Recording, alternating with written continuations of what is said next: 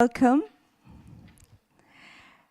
First of all, I would like to thank you for being here, for the jury, that we are glad to welcome again in a normal conditions for this presentation of the first year students of the Master Jeux et Médias Interactifs Numériques, that's why it's written in French, of the cohort P18. So please welcome them.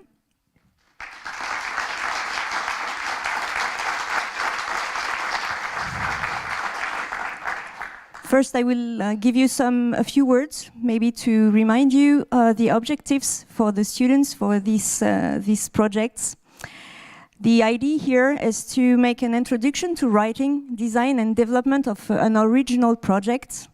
It's also the occasion to make teamwork learning for a longer period of time, because we ask them to develop a 10-minute interactive experience. It could be a game, but it doesn't have to be a game. And they had about 3 months and a half to develop that. So it started mid-March, and now we are 3 months and a half almost later on. And a lot of you tested the games yesterday, or the interactive experiences, and now they're gonna present that. So as I just said, 2 days dedicated to these presentations. The first day was really to let you enjoy all the experiments. And today we will have the presentation for each teams. We're gonna see the teams just right after. Each team will have about 10 minutes to present the experience they've developed, the intention they had behind that, and maybe some feedbacks of the whole experience for them. Then I will ask some of the jury to let us describe how they felt when they tested the experience, and then we're gonna start an exchange with the students about 10 minutes, so you can ask the question you want to the teams. This is the planning of the day. So we're gonna have 3 teams, then a break, 3 teams, then a longer break, so you can have the opportunity to test the experiments again, or for the first time for the one who arrived today. And in the afternoon, we will have 3 more teams, then a break, 2 more teams, and then again, you can try the games at the end of the day. I'm a bit long. Here are a site of all the projects we're gonna hear this morning. 11 projects. Each team contains 4 to 6 students. And now it's your turn to speak. So enjoy. You also enjoy, and we hear you. Please.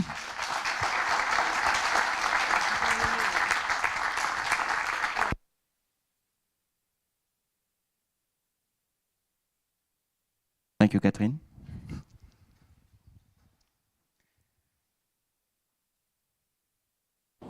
As usual, on his way back from school, Kai passes by the cliff to play with the kite of his lost sister, Ara.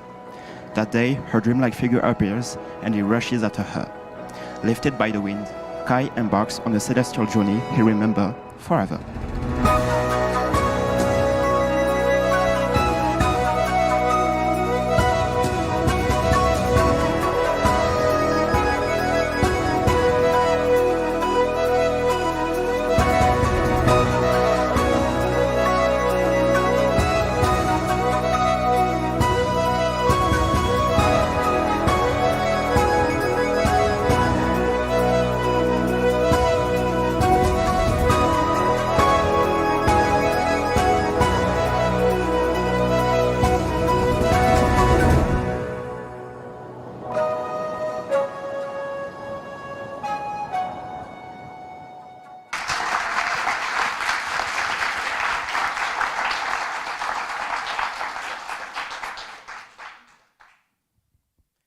Kite Kid is an adventure through the air, a musical and cinematic experience which emphasizes on sentience and flow, and that we designed for an alternative controller.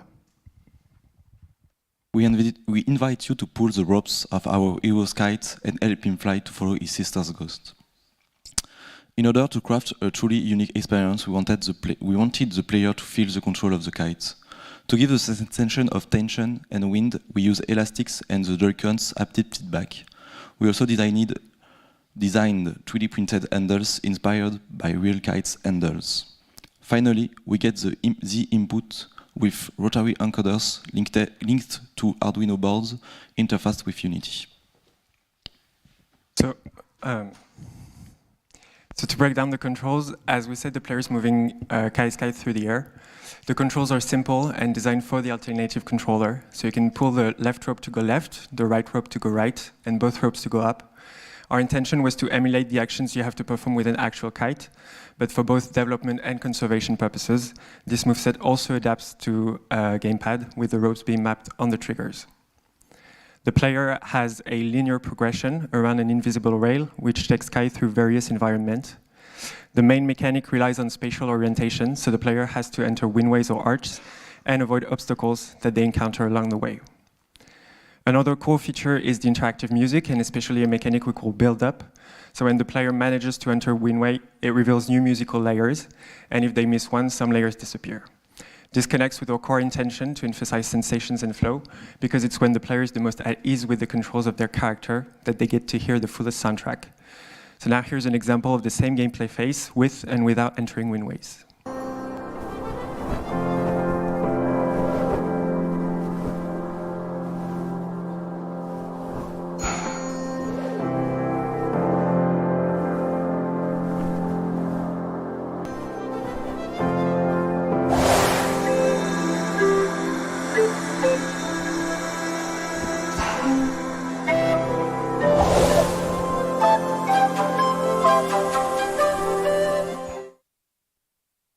Finally, the experience is paced by game events, which we underline by panoramic camera movements. So the player remains in control of the kite, but gets to see an action unfold in a feature that was inspired by cinematic platformers. The intention is to support Kai's discovery of his surroundings, but also evoke a narrative and communicate the character's emotions and sensations. Speaking of characters, here are the one you'll see in Kite Kid. So on the left is Kai, the hero of the story. Next to him stand is now past sister Ara, and finally on the right you can see the kite that has the particularity of morphing progressively throughout the experience, enhancing Kai's dive into an oniric world. So a quick look at the narrative structure. We broke down Kai's adventure in 3 phases. Each one suggests a different emotion felt by the character and that we want to convey to the player. When flying off, Kai rushes after his sister. He is thrilled to see her again, and the phase emphasizes freedom, lightness, which we parallel with the players discovering the controls and the game. In phase 2, Kai finds himself in a storm and loses sight of his sister. It's a moment of crisis where he's confronted with a menacing environment, and the player is put to the test with a shakier path. Finally, Kai arrives above the clouds. It's a phase of contemplation, reconciliation, in a dreamlike environment where he puts an end to his trip. We introduce a gameplay break for this conclusion, where the player is controlling a creature interacting with birds, which has freer movements. So the goal with Kite Kid's visual is to immerse the player into a 3D world inspired by pictorial movement. The use of visible brushstrokes, common within Impressionism and Post-Impressionism, is meant to add movement and expressiveness to the image while successively depicting the lightness of the first world, the chaos of the storm, and the airiness and peacefulness of the last phase. Concerning colors, 2 main color schemes are visible in Kite Kid. The first one represents reality, while the second one, on the right, is used to depict the supernatural and actually all the elements linked with Ara's ghosts. In this visual universe, the particular place of Kai, which is kind of a link between those 2 worlds, is shown by the use of colors from the 2 schemes on his design. So the real challenge when it comes to visuals was to transcribe the pictorial aesthetic in 3D. Fortunately, different techniques made this possible. The first one was the use of animated textures in shaders, both on environmental elements, such as the birds on the left, and on visual effects, such as the wind trails you can see on the right. And the second technique was the creation of numerous textured planes, also called decals, which were applied on simple meshes. Those planes were made to actually mimic brushstrokes and were really useful to break the linearity of 3D models. It was used all over the place. You can see it here on an island, but it was also used to create custom skyboxes and to add details to characters. Since our game is very colorful, we ensure that the visual element provided enough contrast to fit the different needs of color-blindless players. With the UI, we wanted to keep the vaporous mood of the art direction. The interactive UI was designed especially for the alternative controller. The UI window were created with the round corners to create a sense of proximity with the users, and we also created a sensory font to have a clear readability and mirror the art direction. We wanted Kite Kid to be a game about flow and immersion. For the audio, the goal was to create an experience that would tell Kite's story while putting the player in a state of flow. First of all, we wanted the sound to be both airy and impactful. For that purpose, the music is essentially composed of various recorded flutes. The sound effects were also produced using organic materials only. Finally, the various ambiances, wind, kites, rain, birds, provide immersion to the player through the use of systems adapting in real time to his actions. Since the game has no text or spoken dialogue, we needed to tell the story through music. Because of that, the soundtrack is composed of recurring leitmotifs and themes, as well as decomposed into timed sequences following cinematic events, inducing the pace and emotion of the game. To push further that focus on synchronicity between visuals and sound, in the second sequence, we choose to play the thunder shots following the rhythm of the music. Have a listen.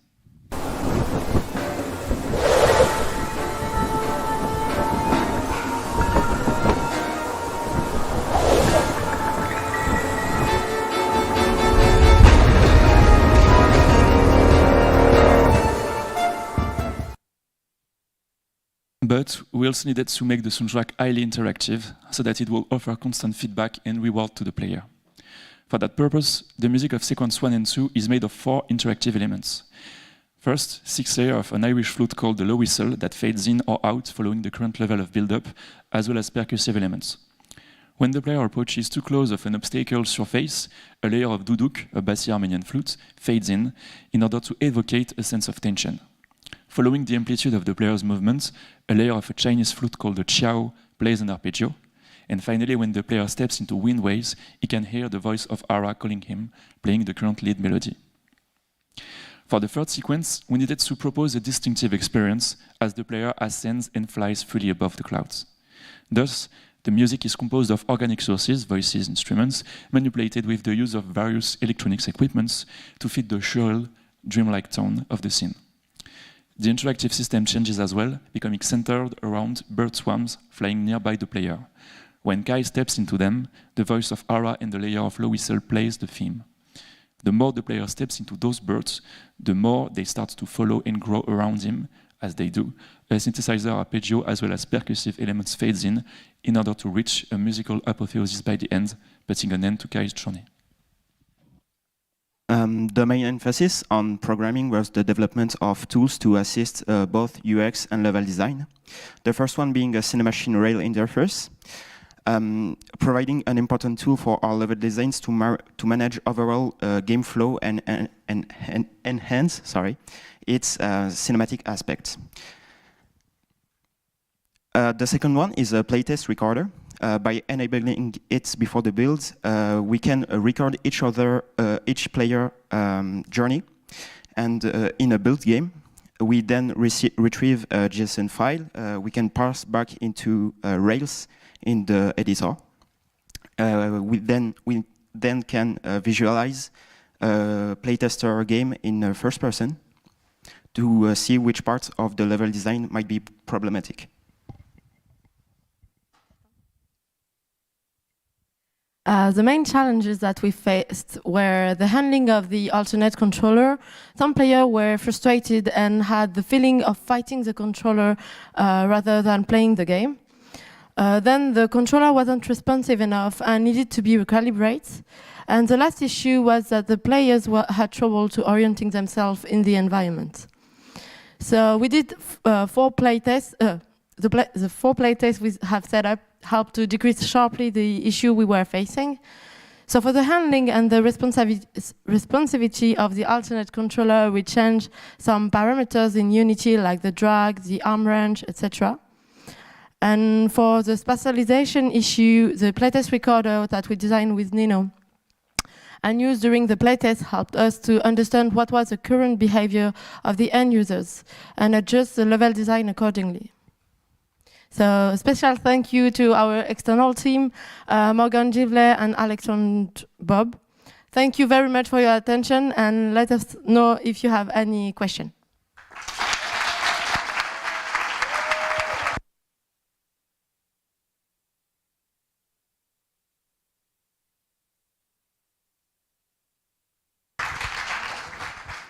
Thank you very much.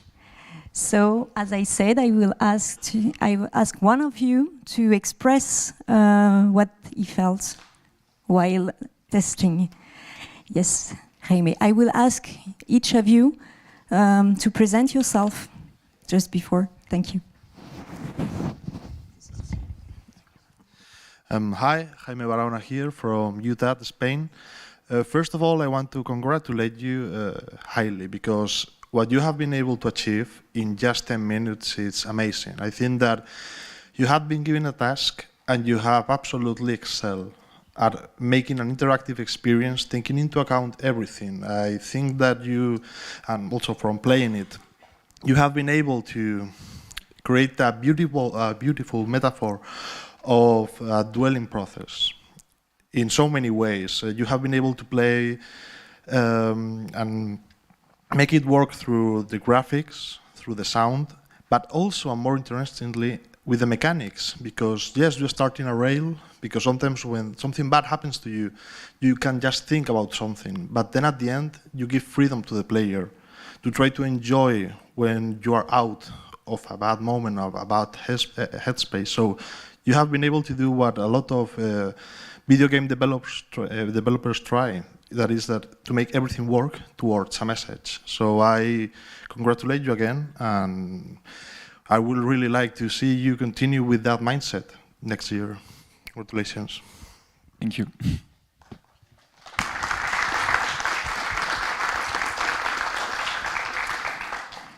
Thank you, Jaime. Another testimony, or maybe questions or exchange you want to have with the team?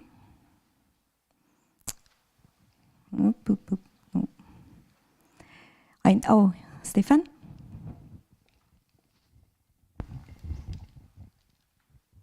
No, it's just a comment that I already give them. It's a great game.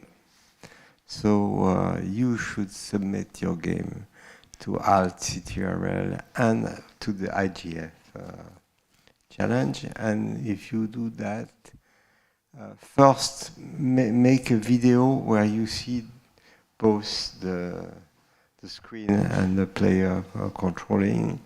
And if you win, if you are invited, make a lot of controllers, because you will have a lot of people who will break your controllers. Thank you for the advice.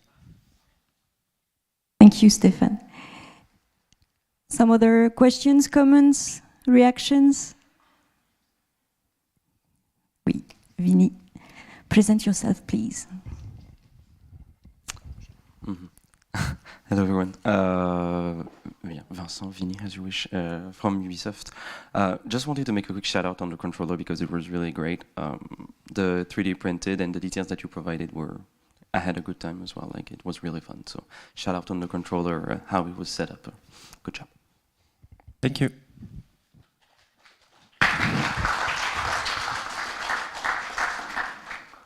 Some other questions, comments? Yes.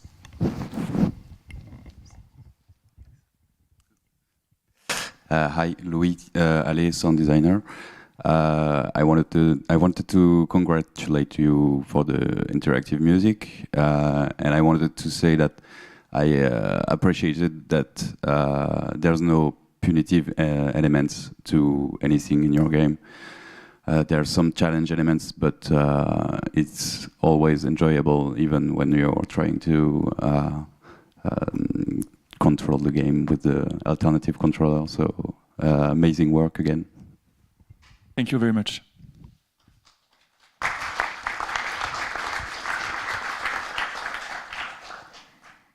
we still have some time for comments, reactions, or questions, or advice.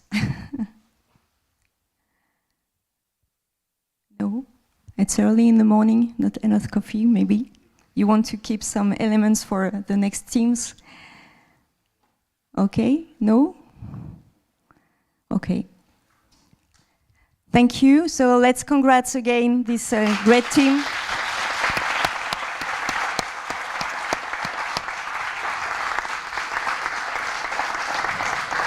Thank you and congrats again.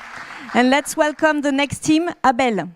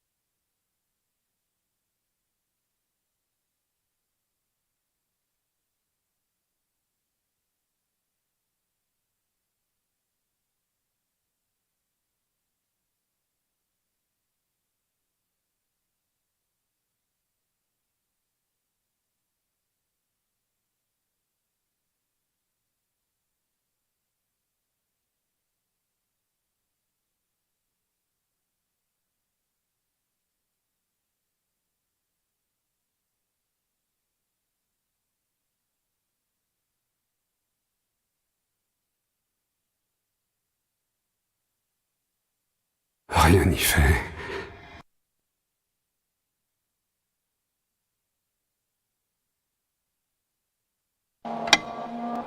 Je ne parviens pas à effacer cet instant de ma mémoire.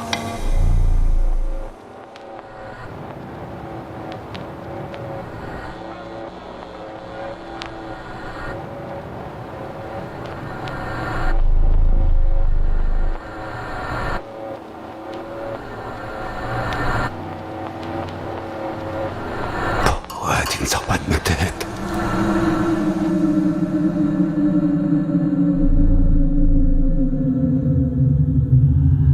Pourquoi tu ne sors pas de ma tête?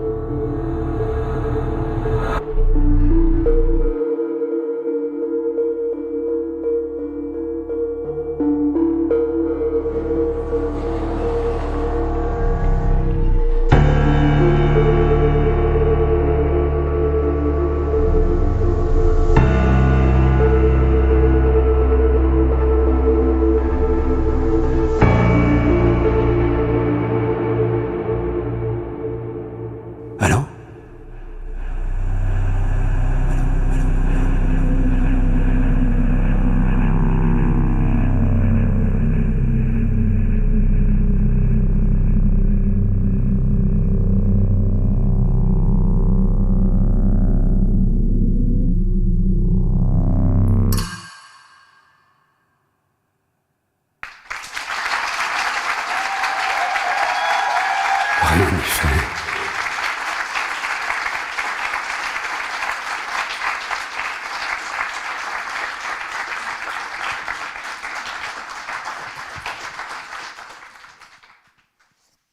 Unsettled by this call on the intercom, Carl, our protagonist, hastily takes the elevator down.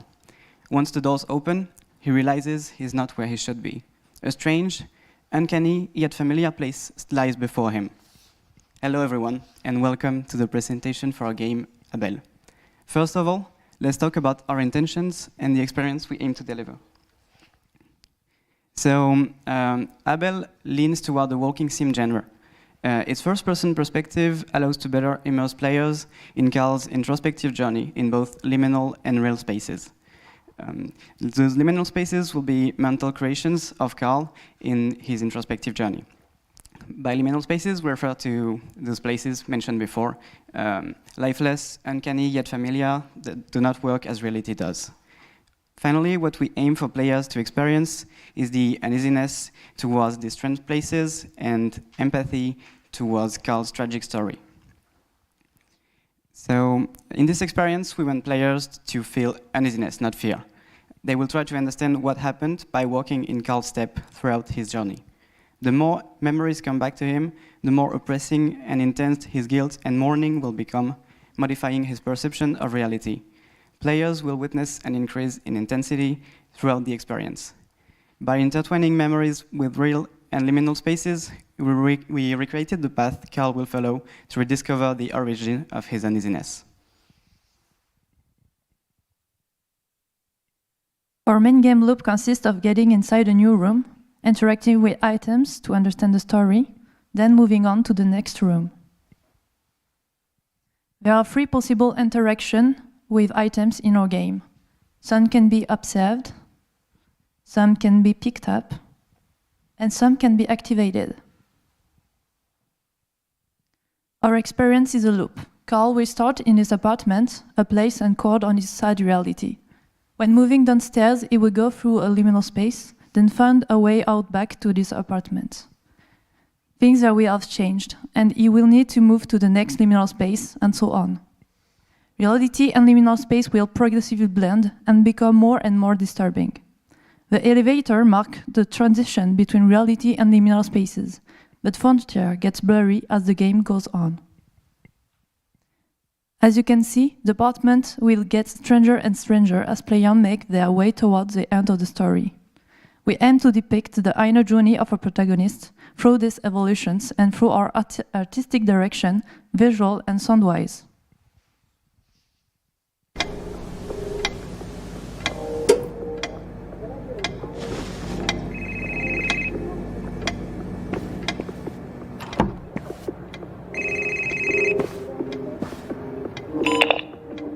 Rejoins-moi en bas de l'immeuble. Je t'attends.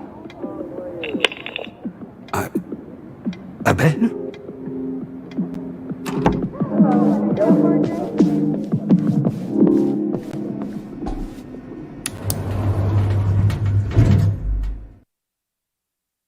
The game has realistic artistic direction to serve this purpose. First, it allows the apartment to be convincing and anchored in reality. Players will quickly understand how dirty the place is and how Carl feels in his daily life. The first sounds of the game will also be realistic and illustrate life in Carl's building. There are very few voice lines in the game, each one being very important to the narrative. We also had the opportunity to work with a professional voice actor, Yann Guillemot, to help us bring our characters to life.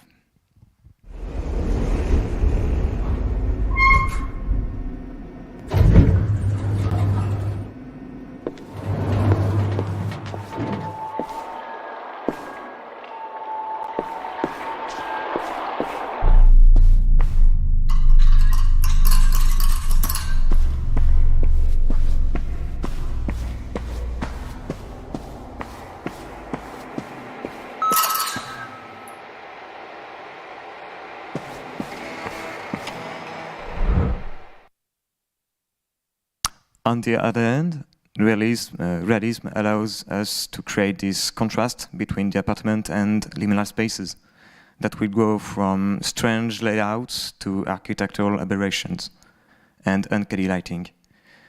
Every prop and environment participates in our storytelling by recreating Carl's loneliness, guilt and mourning while immersing players in his journey. Sounds in the game will create a contrast. As they start realistic, then they become more and more abstract during their experience. As Carl goes forward in his journey, sounds will be further and further away from reality, depicting his loneliness and crushing guilt. Silence will also be an important part of our sound design. We created sound to better remove them later, to make players feel uneasy and disturbed. In order to bring all those elements together, the interaction system needed to be as intuitive as possible, and it was the main challenge I had to face as a game programmer. I also had to integrate sound, fix bugs, and implement accessibility features such as subtitle and localization. However, the real challenge for this project was its need for a technical artist. In the last scene of the game, visual effects are critical and required special attention. From caustic shaders to complex visual effects in Houdini, the end of the experience relied heavily on technical art. With the tech art involved, in the last scene of the game, we hope players will be able to feel Carl's evolution in the last minute. So our stand is located in the 1E5 room upstairs, and what we aim to do was to recreate an environment from the game to enhance immersion while testing it, since the experience must be 10 minutes long at most. So we hope you enjoyed it if you already play. We hope you will enjoy it if you haven't, and we'll be waiting for you. So thank you for your attention, and don't hesitate to follow us on our social media account.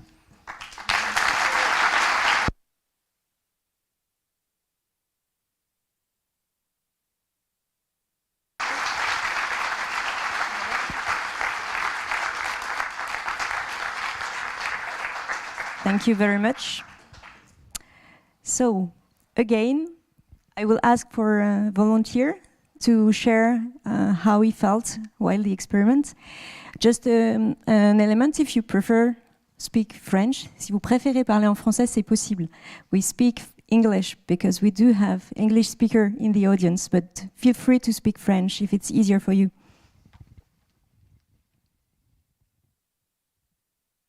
Ok, bah, je vais parler français du coup. Benjamin Wabian, je suis level designer chez Dontnod. C'était une expérience vraiment chouette. J'ai vraiment apprécié ce que vous avez fait. Vous avez une atmosphère qui est extraordinaire grâce au tech art, grâce à votre level design, etc. C'est très bien travaillé. Et vous avez réussi à pas aller trop loin dans le design et dans les features. Vos features sont pas hyper nombreuses, etc. Mais elles sont très réussies et elles sortent jamais le joueur de l'immersion. Donc vraiment félicitations pour ça. Vous avez su scoper votre projet vraiment parfaitement. Alors je sais pas si vous avez crunché ou enfin, voilà, on veut même pas le savoir à la limite, mais vraiment félicitations pour ce que vous avez fait. Et voilà, félicitations. Si vous avez dû cut des choses, vous l'avez fait parfaitement et ça n'apparaît pas en tout cas dans l'expérience finale. Bravo. Merci beaucoup.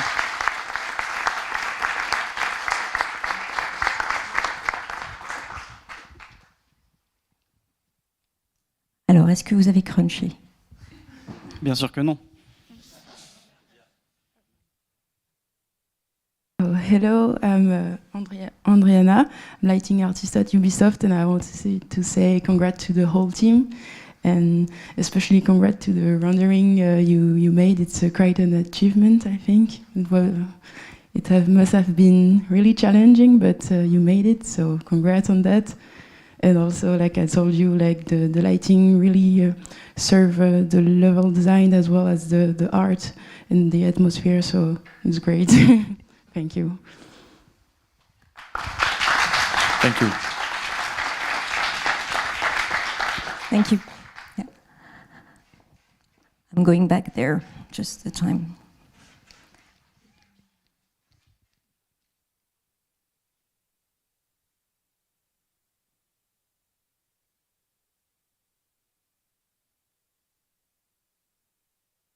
Bonjour.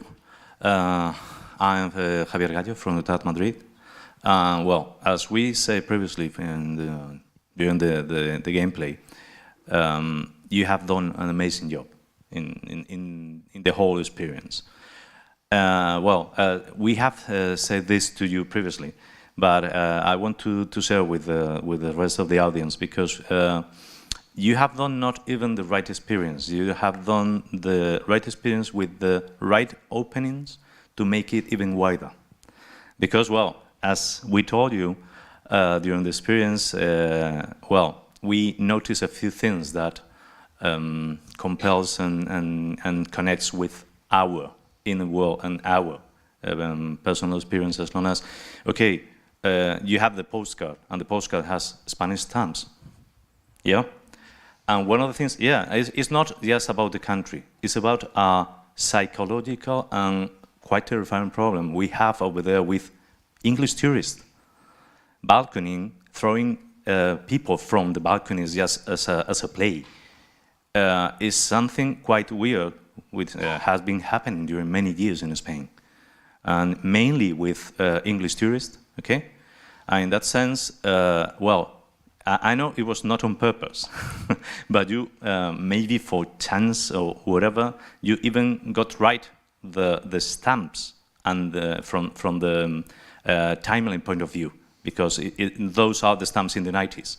So it was amazing. Yeah, for a while we thought you did it on purpose. For it's every individual, okay, maybe coming from different countries. At the same time, well, yes, a few things we told you also about the key. It was the only thing that disturbs just a little, because the shape is quite confusing, because it seems a door key, not a locker key. So it, well, as long as the game is about also getting you a little bit deranged and going around and things like that, okay, it's right. In the same sense that going into the dark parts of the room, well, gets you in some disorientation as you go back when you see there is nothing over there. Well, the only thing you can do is an Ouroboros room in the sense that when you get into the one dark side, you get to the other side in like a Pac-Man system, okay, and should be eternal in that way.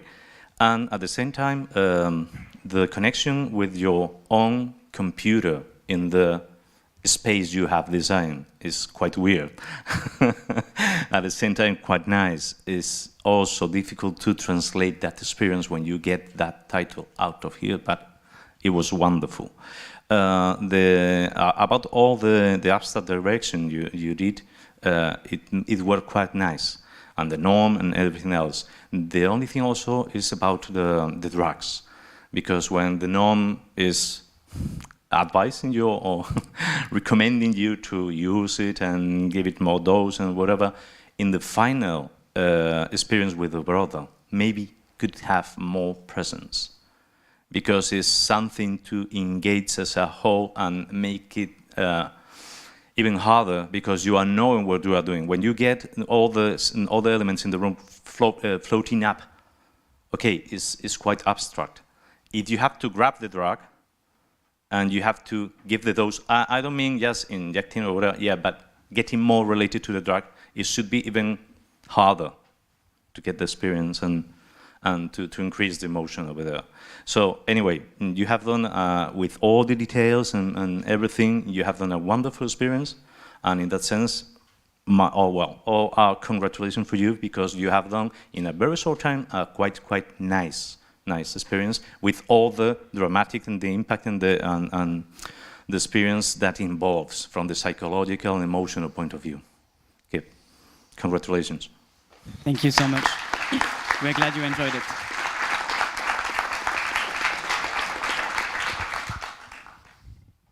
Thank you. I don't know if you want to... Nothing to answer more. I know you exchanged yesterday, but... No, we're glad you enjoyed it. That's okay. all, I think. So you didn't know for the Spanish stamps and the Spanish areas? It was fortunate. Yeah, it's all right. Some other reactions, comments, advices as well? Yes, we do have time. I just want to add that the gnome was brilliant. The gnome is brilliant. It's an amazing decision. From your side, what you have been able to do with that normal object, even friendly in some context, what you have been able to do just with one object, create a mascot, create a narrative, create even a message and a picture that will remain in the player's mind, because I will for sure remember the pamphlet, like the page where you have you want 3 tips, and that's amazing. That's something very powerful, and I suppose that you have been using, or you had some reference, I don't know if it's a toy that you have here in France or something like that, but is very well done, and a great use of, again, a friendly picture or a friendly object that turns out to be terrifying.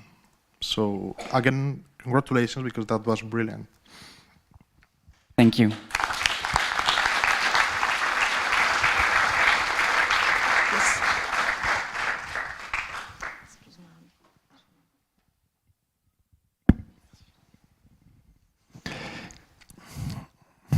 Bonjour. If you don't mind, I will speak in French.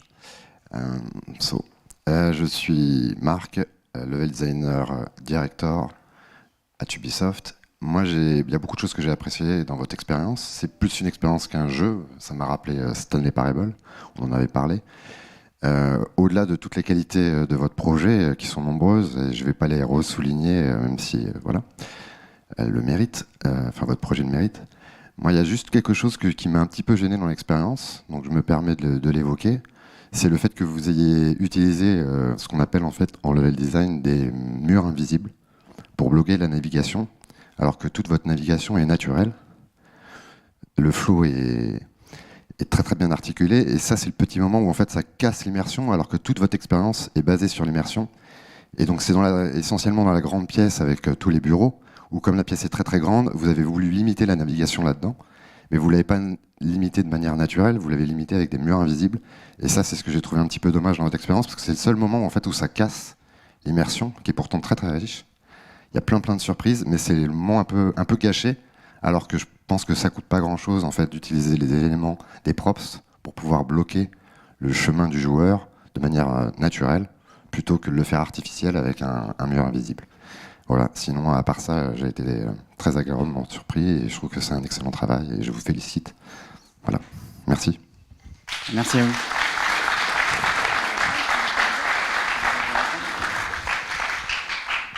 Concernant du coup ces colliders, ça a été quelque chose qui a été ajusté après de nombreux tests.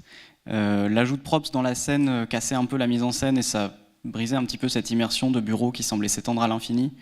Et on a beaucoup joué sur les lumières pour guider les joueurs, mais c'était, les tests nous l'ont montré, pas suffisant. Et certains se perdaient, et une fois perdus dans le noir, c'était presque impossible de retrouver le bon chemin. Donc ça a été un choix difficile, mais on a décidé de faire comme ça. Et aussi, je vais ajouter que, étant donné qu'on était censé rester dans les 10 minutes, même si on les a un peu dépassés, oui, on a essayé effectivement de mettre des choses qui empêchaient les joueurs de trop s'éloigner du temps qu'on devait donner aux joueurs. Mais oui, on a conscience que ça peut être dérangeant pour les gens d'être bloqués comme ça. Merci pour vos retours, quoi qu'il arrive. And just they had 3 months and a half to do that. Just another maybe comment. If you go test it again, please take some time to read the newspaper, because they were elegant enough to make some clink to all the teams that you will see today. Thank you.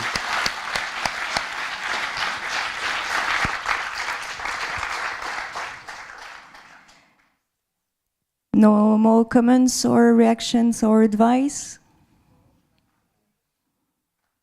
So let's congratulate you again for your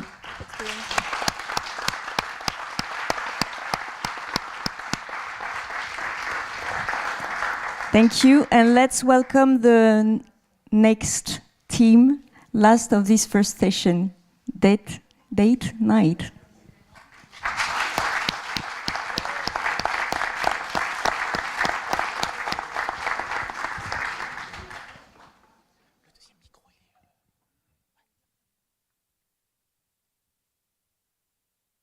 Hello, hello, hello, and now, hello for Mamie Chouille!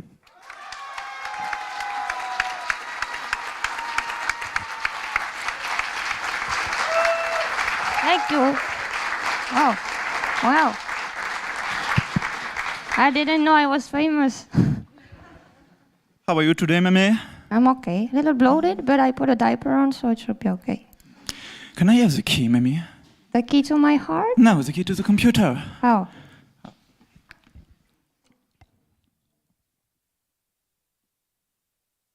Thanks, Mamie. Welcome. When is Juan coming back? I liked him most. Thanks, Mamie.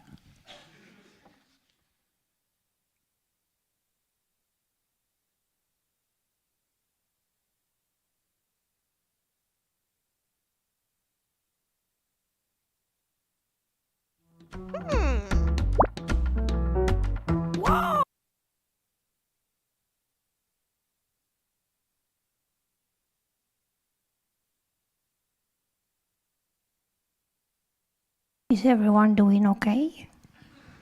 Yes, okay. I'm gonna take my normal voice because this is a little bit painful. So, picture yourself. You're in your room at night, swiping left and right on your latest dating app, when suddenly your phone rings. It's a match, lucky you. Except there's a little twist to that. You're actually a 70-year-old woman living in a nursing home, and your social helper isn't so keen on letting you out at night. Well, grab onto your wheelchair, because tonight it's date night, and you're definitely going.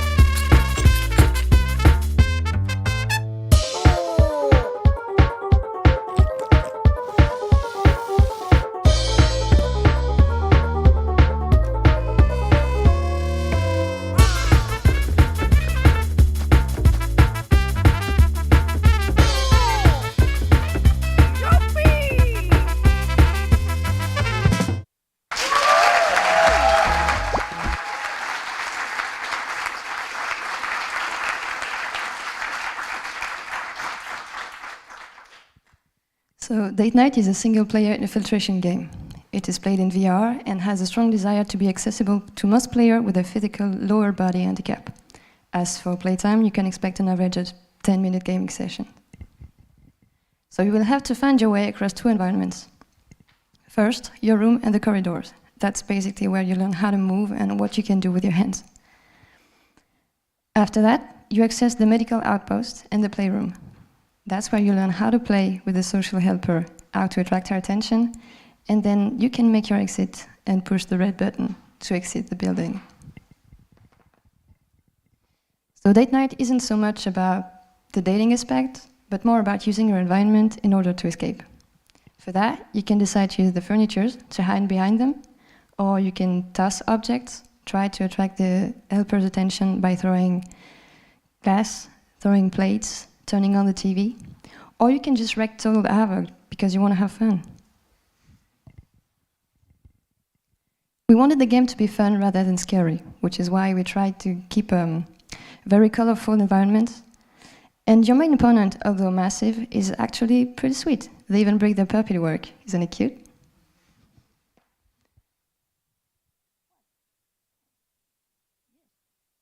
No? No. What? Ah, give me that. Okay.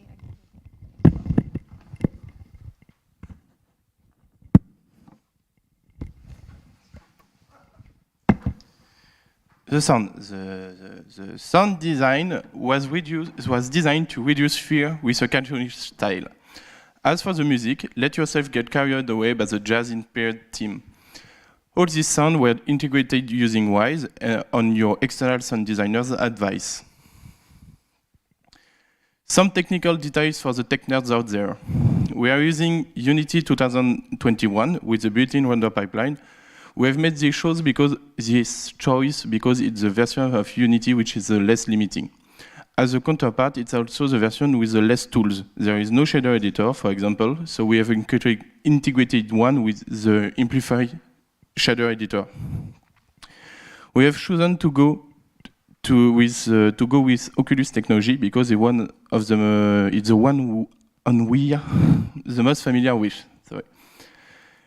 In order to familiarize the artistic direction, we've created a toon shader. Since we are in VR and in order to optimize the performance, we are using a single Atlas texture which contains the color palette used by Anna. As for your dating option, we've got you covered.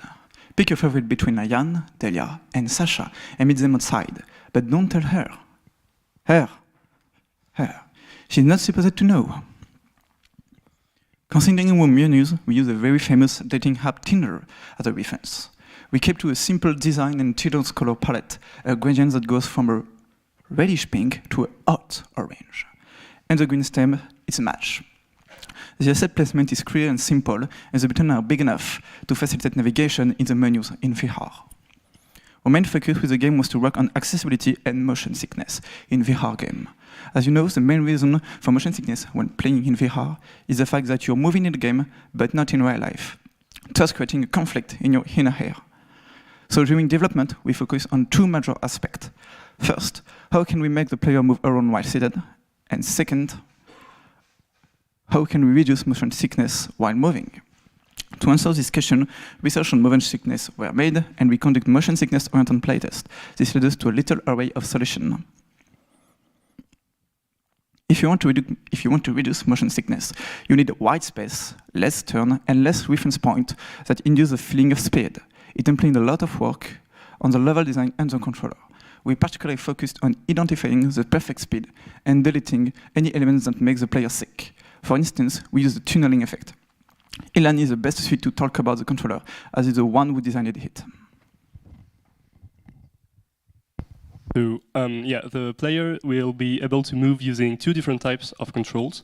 The manual controls, where they have to use their arms to grab the wheels of the wheelchair in the VR environment and drag them around in order to move. And the thumbstick controls, where they will use their left thumb to move around the controller joystick.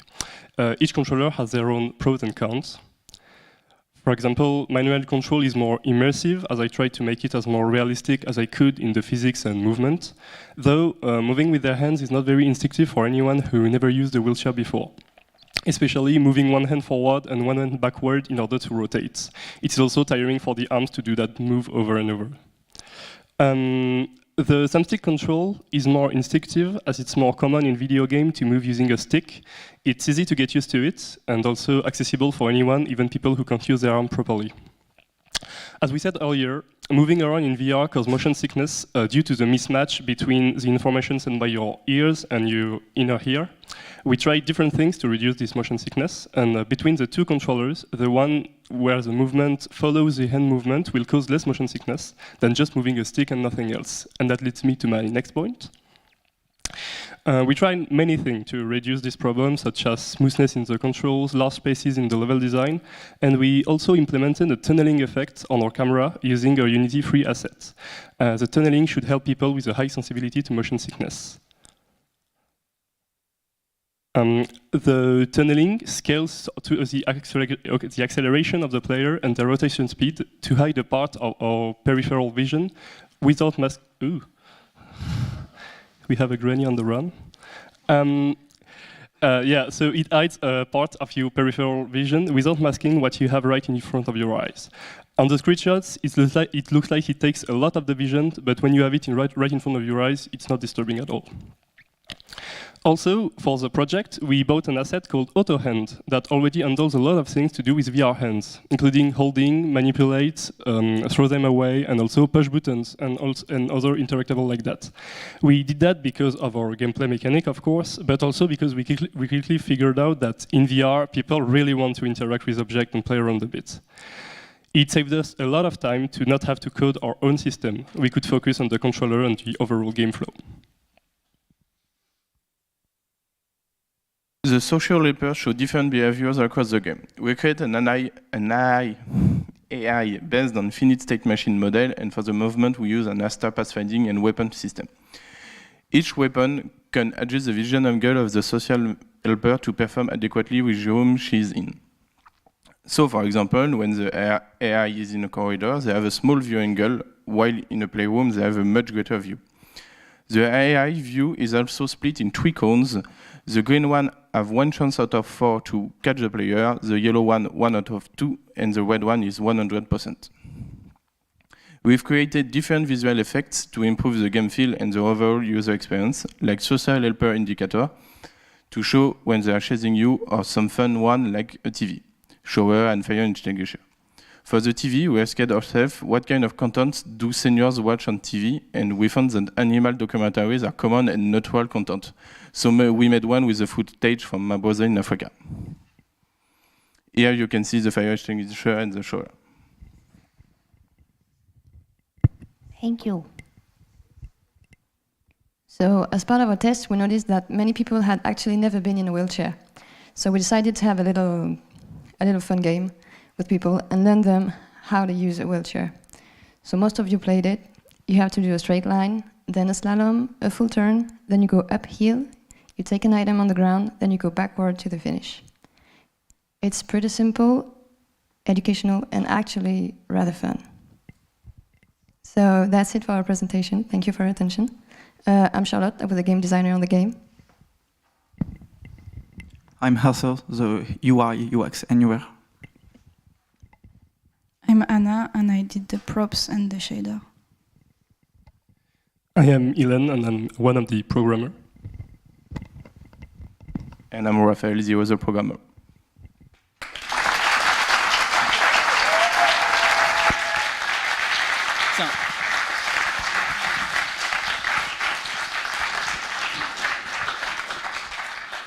Thank you.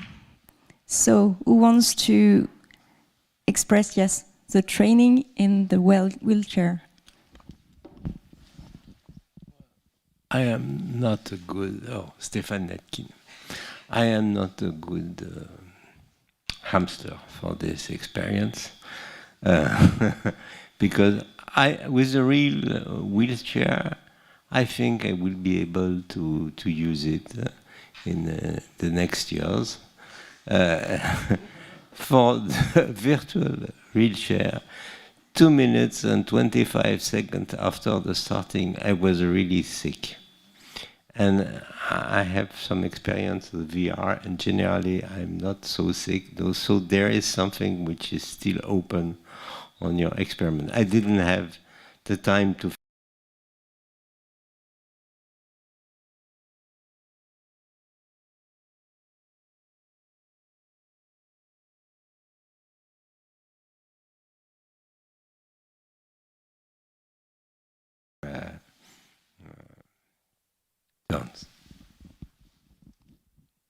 Thank you, Stéphane. I don't know if you want to add something concerning that.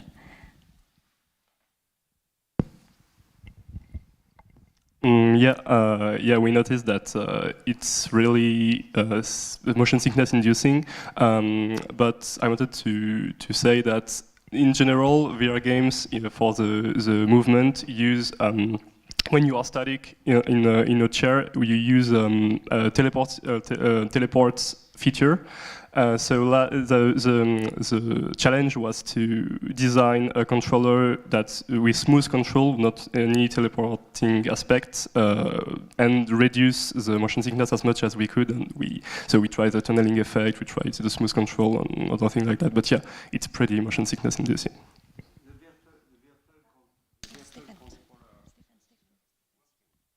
I didn't have a real problem to move the chair.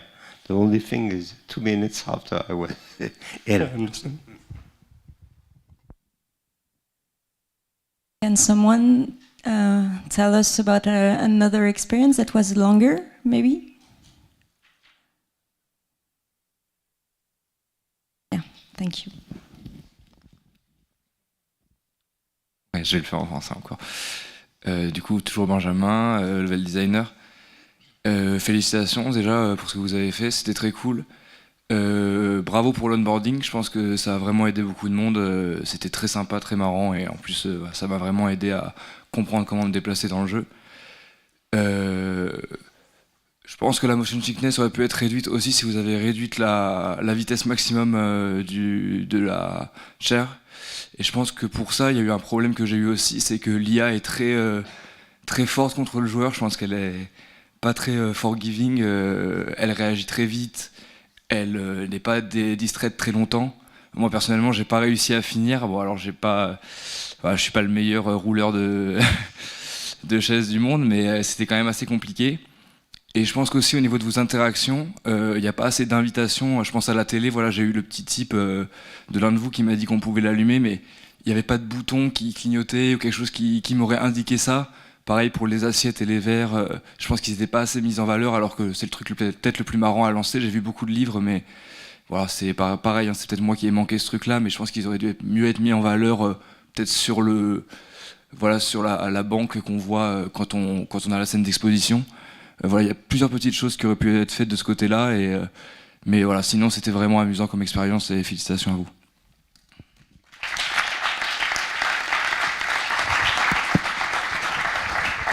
Merci beaucoup déjà. Du coup, j'ai plus parlé de la vitesse. Pour évaluer la vitesse, on a effectué beaucoup de batteries de playtest pour estimer la vitesse maximale. Enfin, la vitesse optimale, plutôt. Excusez-moi. Et la vitesse sur laquelle vous avez tous joué, c'est la vitesse qui, après une vingtaine de playtests, a été la plus agréable pour la majorité de nos testeurs. Le souci, c'est que si on réduisait, des gens étaient encore plus malades, et si on accélérait, les gens ne voulaient même plus jouer.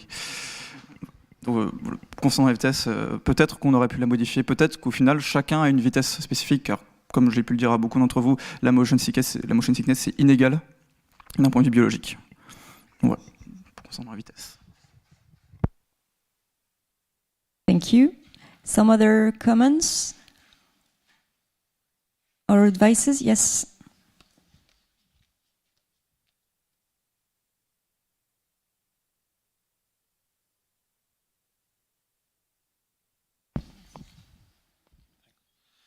Well, first of all, congratulations, as my companions have also said. It's quite nice to see so many Easter eggs between games that you all have. Like, all of you have some reference. I will also, of course, say match with the old lady of Chase Band, because, I mean, she's amazing. And in the game, it's great. So I completely get that.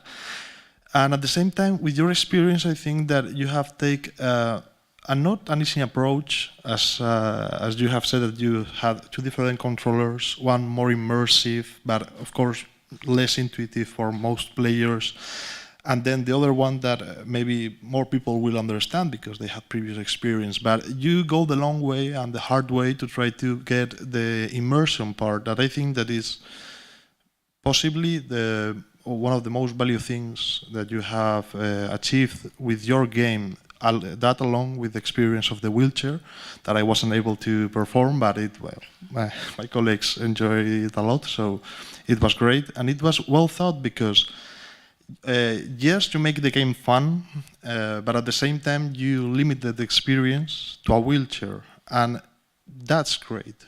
That's a way to try to communicate the limitations that people that need to use a wheelchair usually have, and that was amazing. And at the same time, you didn't want to be just that, and you were able, in a very interesting way, to also give it a more humorous tone to the experience with the pictures, but also with the AI behavior. So. I think that's, well, of course, there is a need to maybe a little more polish to the AI, maybe even try to make more simple situations, more easy puzzles to solve for people that may have never ever used VR or even play video games. So I don't know, maybe the first guard could be looking other way, and you just have to throw something above, so they will go for it, something like that. But apart from that, it's a really clever experience, a very good execution in a lot of ways, because again, this is a VR game and that's not easy. So again, congratulations.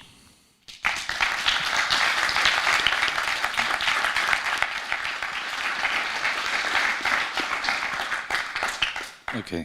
So as my partner was saying, you have gone in an approach to a real and dramatic daily life of elder people, in the sense that the loss of liberty is something that is quite emotional, but you have presented in a way which is not humorous but friendly. And that's quite nice. At the same time, we also invite you, as you have done many things to interact with the elements in your environment, even to get maybe a bit higher to that tone of friendly humorous, in the sense that can I escape with fire extinguisher cloud without being seen, or things like that, in the sense that maybe, I don't know, it depends on you and it depends on the tone of the main game, if you want to. Maybe not just destroying things and throwing things away because I'm an old grumpy man and yeah, but at the same time something to solve the situation even with more humor. But that's just a global idea. If no, it's not your intention, okay, the experience is right and very nice and well done.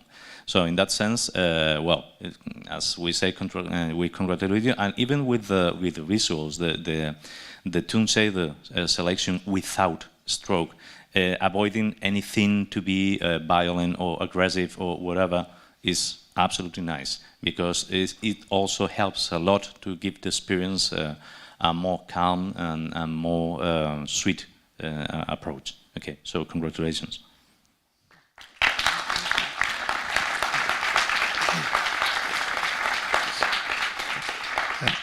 Just one more thing. Please try to always have an ending for your game. I don't know if I just had a bug, but just a picture with a sentence that the date was a scam, or that you will never meet me again. I went off to the Maldives, I don't know, to live my best life. But please, the ending, that was just one thing that, at least something, give something to the player that has been able to play your game, go to the end, and press the button. That was like something for you to keep in mind. Maybe you don't have time, you don't have resources, but try to make the ending a bit worth it. At least have something for that. Yeah, I wish we had a little picture of you on your date, but we didn't really have time to do that. But if we can do it, I think we will put it in the game.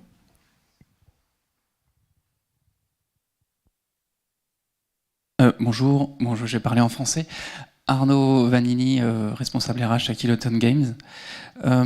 Moi, je voulais juste partager un élément. Je ne suis pas très familier avec les environnements VR, mais de ce que j'ai pu vivre avant, c'était un déplacement en appuyant sur des boutons. Et j'étais vite tenté de bouger moi-même, de me déplacer, et je sortais vite du cadre. Là, je trouvais que du coup, vous aviez réussi à avoir un environnement cohérent avec la VR, c'est-à-dire que j'étais assis, et la manière dont je devais bouger, c'était des vrais mouvements et pas appuyer sur un simple bouton. Et tout de suite, du coup, ça devenait cohérent. Et j'étais pas tenté de me déplacer, j'avais juste envie de regarder, de me déplacer, je veux dire, en vrai, de me lever et d'avancer. Et donc, moi, je voulais vous féliciter pour ça, parce que du coup, c'était un challenge réussi en tout cas. Merci.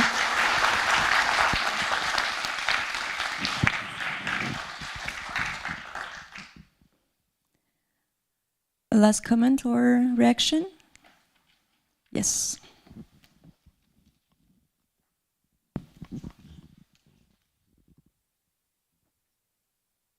Just a little sound design question. So you didn't have a student working on the game on sound design, but you said that you had external advisor.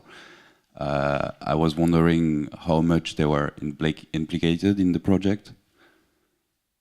They have another job on the side. One of them working at Slow Clap, and the other one is at GKTref.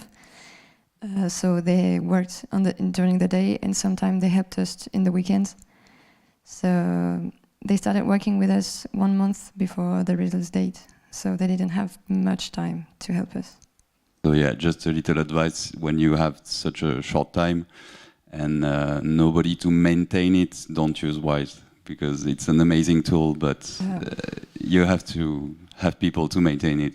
We learned that the hard way. We all did.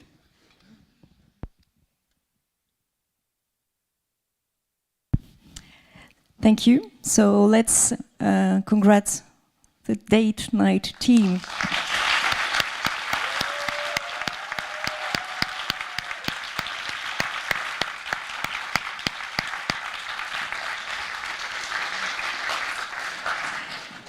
So we're gonna make the first break of the day. No, not the stairs. So we will make the first break of the day. We are a bit earlier than expected, which is good. So we will have a longer break for lunch. So I ask you to come back in about 20 minutes. So it would be 11. So sharp 11. Sharp, please. Donc revenez vite, revenez à 11h pile, s'il vous plaît, dans la salle.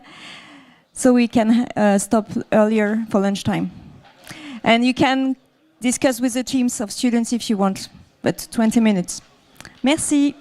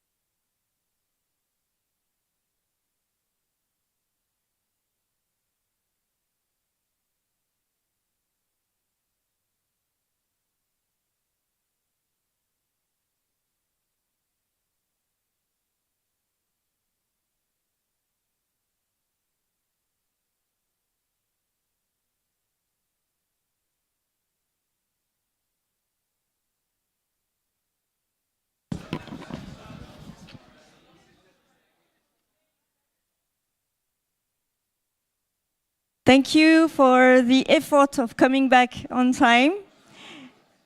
So please, we're gonna start again. You will have some more time at lunch break to experience the remaining games. And let's welcome the next team, so Submerge. It's your turn.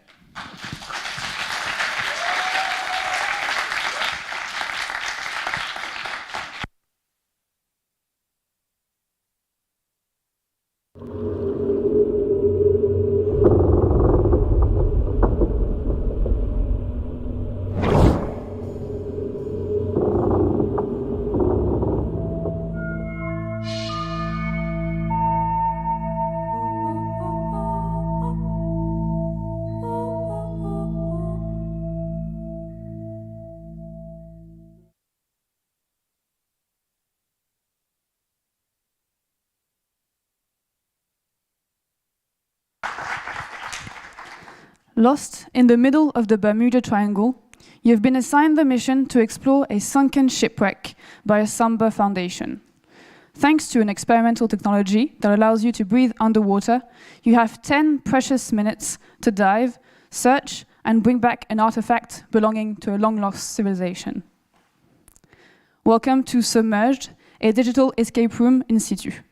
The team is composed of Marc in programming, Dorian in sound design, Colette, our 2D and 3D artist, and myself in game design. So, Submerged is both a physical and digital escape room built for 2 players. Players enter an underwater setting where they will see a mermaid trapped under a cage in one of 2 screens in the room.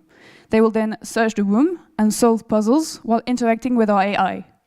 Interaction is done through silhouettes and object recognition mechanics using Unity and Azure Kinect and NFC technology. Our project is built around 3 core intentions. Firstly, we want to incite curiosity. We want our players to want to learn about our story and want to explore the environment. Then we want to produce tension between the mermaid, the players, and their mission.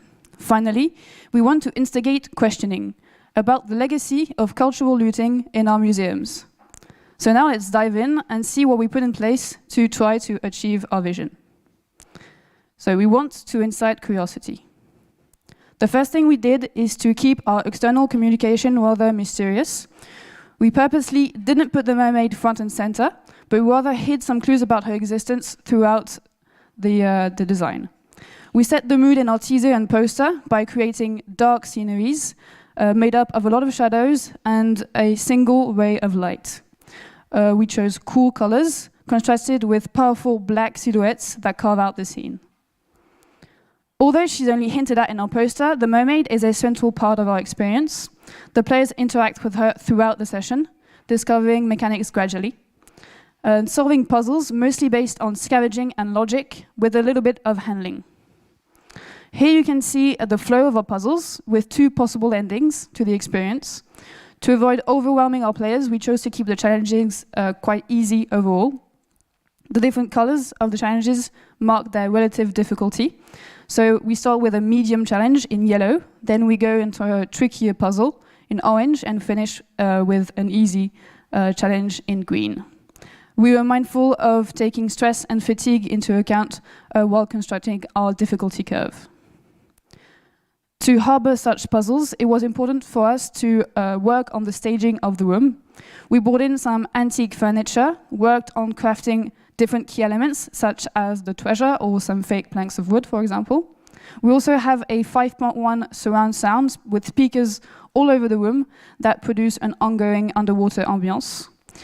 We set up a dimly lit room with light mostly coming from the screens and projectors that produce caustics. And we gave our players 1 flashlight to share between the 2 or the 3 of them, thus helping to set the mood, leading to teamwork dynamics between our players and creating tension. We want to produce tension. We create tension between the player and different entities during our experience. To create tension between the player and the mermaid, we implement head and body tracking, so the mermaid is always keeping an eye on our players. This is done thanks to silhouette tracking using an Azure Kinect. We also use NucleoCard with NFC Shield, which allows for our players to present objects to the mermaid and for her to respond accordingly. Even though the mermaid is an ally to our players, we didn't want them to feel like she's completely friendly. That's why we steered away from Disney-like depiction and drew our own interpretation. Being the last representative of her species, she's proud. Her spiky crown and tail give her royal energy. We also choose not to give her any hair to create a stricter look. To further solidify our design, we choose not to make her speak. She only communicates thanks to body language and some humming and vocalizing at key points, and depending on her emotional state. And our mermaid goes through a lot of emotion in little time. In the first puzzle, the player freed the mermaid from a cage. She then becomes the key to their progress. Then, when they find the treasure, a lot of tension builds up. She wants her artifact back, but she sees the players are hesitating to take it with them back to the surface.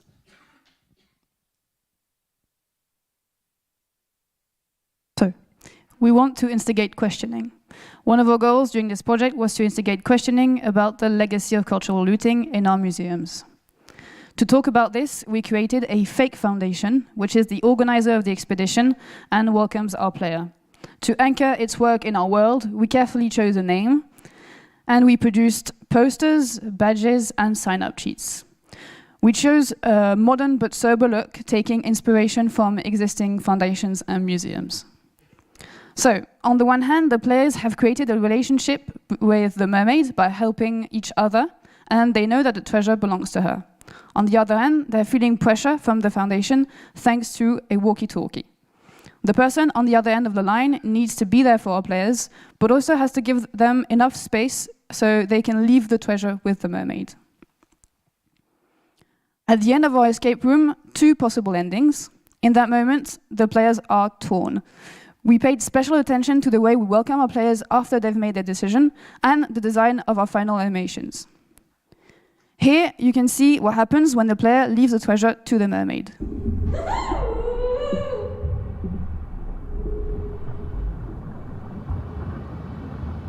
And on the flip side, here's what happens when the players bring back the artifact to the foundation.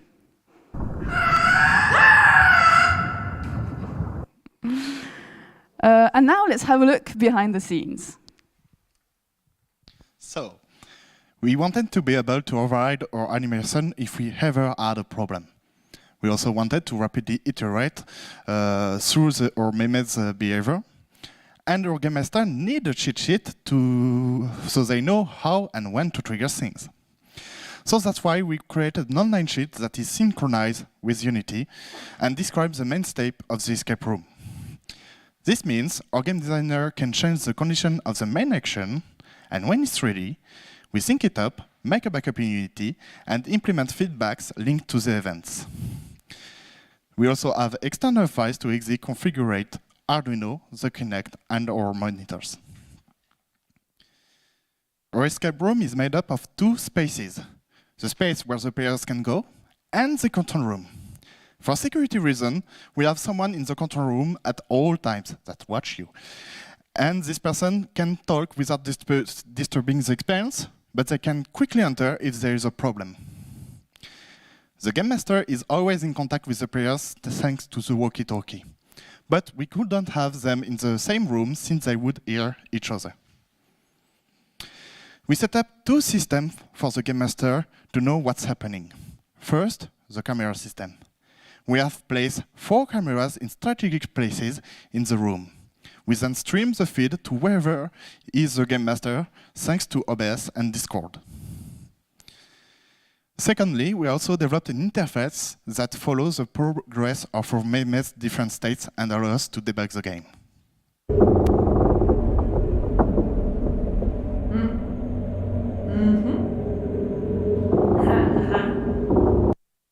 So that's a little example.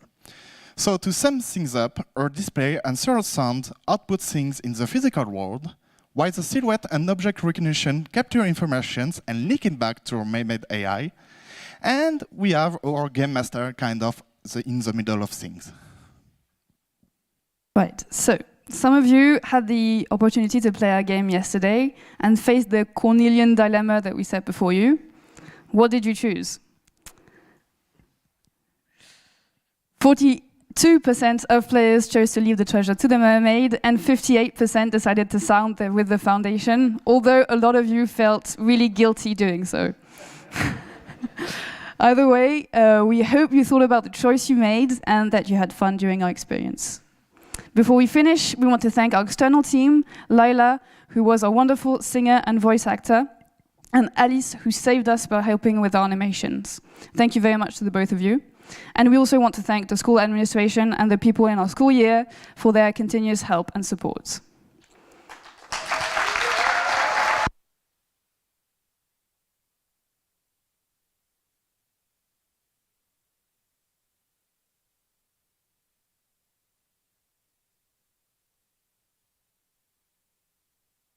Thank you.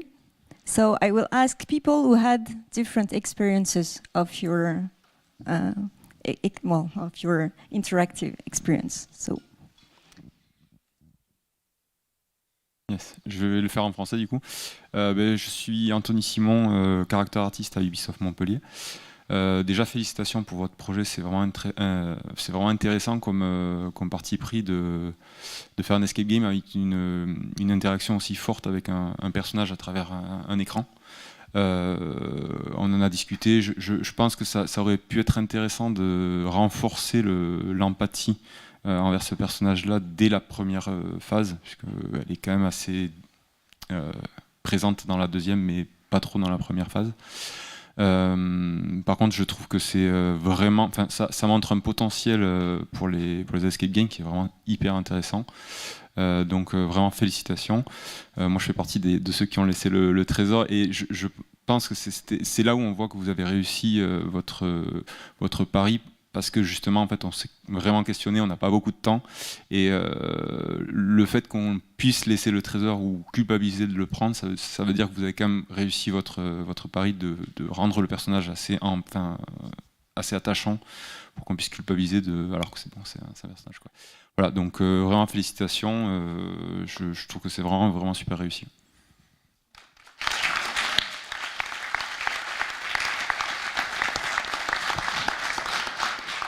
Un autre témoignage. Hey guys, proud representative of the 42% that left the treasure. Shame on you guys. No, seriously, congratulations on the experience. One thing that struck me from the beginning is how well decorated and well made the room and ambience was. It was really like the perfect immersion.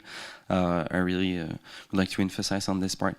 And maybe on the onboarding and the immersion at the beginning could have been like if maybe something could have been improved, thank you. Sinon je passe en français. Qui aurait pu juste un petit peu pour renforcer encore plus l'immersion, parce que j'étais vraiment à fond dedans quand on était dans la pièce, et c'était vraiment excellent. Au départ, peut-être avoir, bon, c'était déjà très bien, d'avoir en plus peut-être le poids de la décision qui était peut-être déjà mis. Voilà, je sais pas, peut-être. Sinon, c'était vraiment excellent. Félicitations à vous.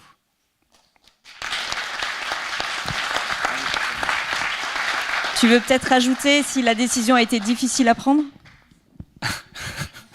Non, j'avais peut-être juste une autre question en plus, de savoir pourquoi est-ce que vous avez choisi de laisser juste une lampe. Non, on était trois dans la pièce, et surtout pour la première partie, c'était un petit peu difficile de trouver, et j'étais un petit peu frustré d'avoir la lampe sur quelqu'un d'autre. Donc en plus, vous avez dit pas de téléphone portable, donc là, c'est vrai que sous l'eau, ça marche pas. Mais non, quelle était la décision de laisser une seule lampe et peut-être pas deux dans les groupes plus larges?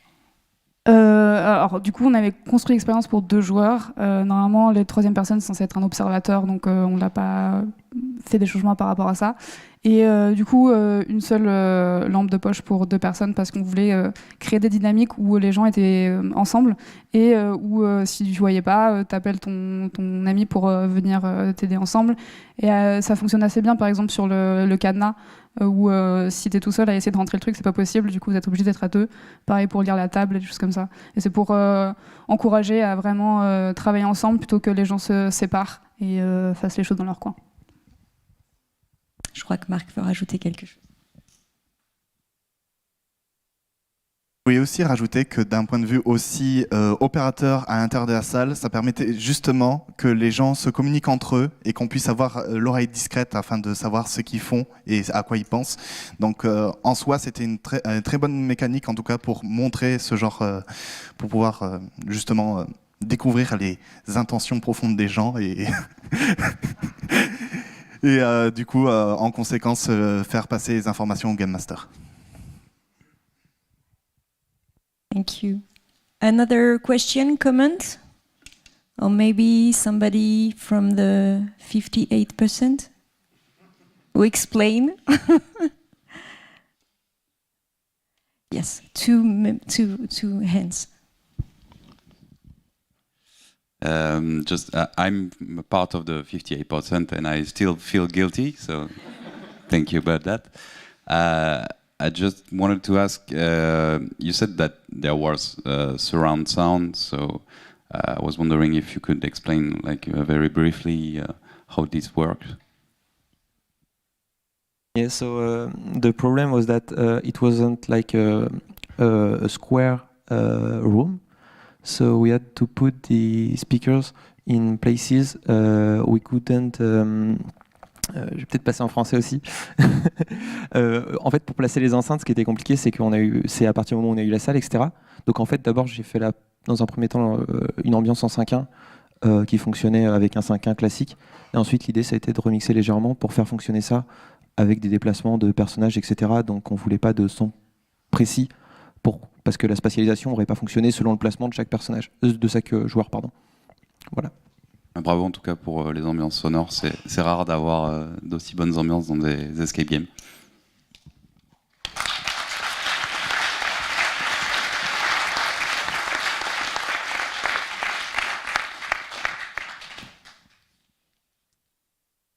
A last comment or question? Hi, I'm from Spain, UTAD. I am from the 0%. I haven't been able to play the game, but I would love to try it because escape rooms are sometimes not well understood as it's a key part of understanding game design, and it's a great experience that you can create, and it also helps to recreate and also being able to understand video games in so many ways because you have to take care of every part of the scenery, and you have done that, and you have shown that. And I think that there are another thing that you have developed in a really great way, or at least it was presented right now very well, and that was the personality of the mermaid. Sometimes, or I think that every time that you create an escape room, a key element of it is to try to know the character that makes the experience or helps the experience. It may be the queen, so you are in the castle, maybe in a high manor, and it's a crazy old guy, but you need to create a personality behind the person that is creating the experience. Because if it's more dark or it's more bright, it will depend on the person that has created that experience for the fantastic world that you have designed. So I think that's a really good part that you have created. I don't know if you have said the name of the mermaid. I'm sorry, but I would love to just know that. But other key thing that you didn't mention, and I think that is a really, really important thing that sometimes people forget in the elaboration of an escape room is what happens if you don't get to the end. And another tiny question, you didn't talk too much about the type of puzzles that you make them. You talk about the skills that they require, but you don't give too many details. I understand that that's also so some of us can go to play later, and I would love to do that. But if you can explain just a bit more in this kind of presentations, you have the opportunity to do that because that's also very important. We as a jury or people that want to know about your game want also to know what are we going to face or other players are going to face in your escape room. So take that little things to account, and if you can answer the question of the ending, I will love to. But again, congratulations, it seems gorgeous.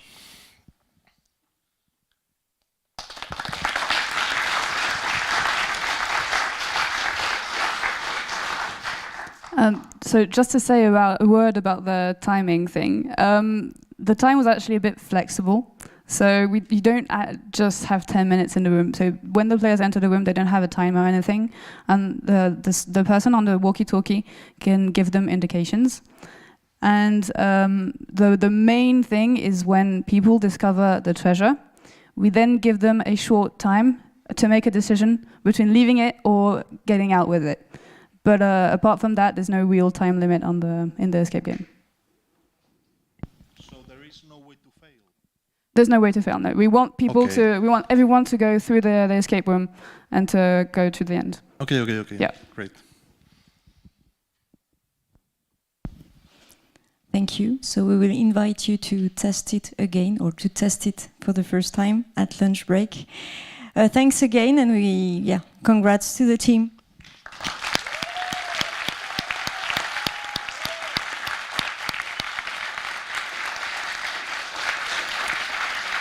And let's welcome the next one, Mirage.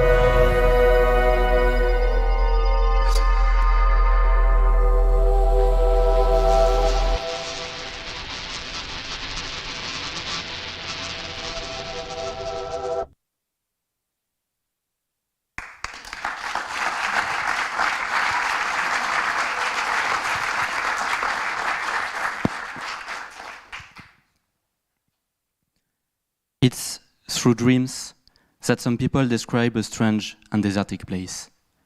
These different testimonies all tell with great precision of an identical environment, but above all, of an immense tower which has obsessed them. You are the next explorer. Become a traveler on the unconscious. Mirage is a mystical first-person exploration adventure. We embody a traveler who, when he falls asleep, drifts on this unknown land in order to explore, understand, and map this mysterious place. Now, it's your time to discover this world.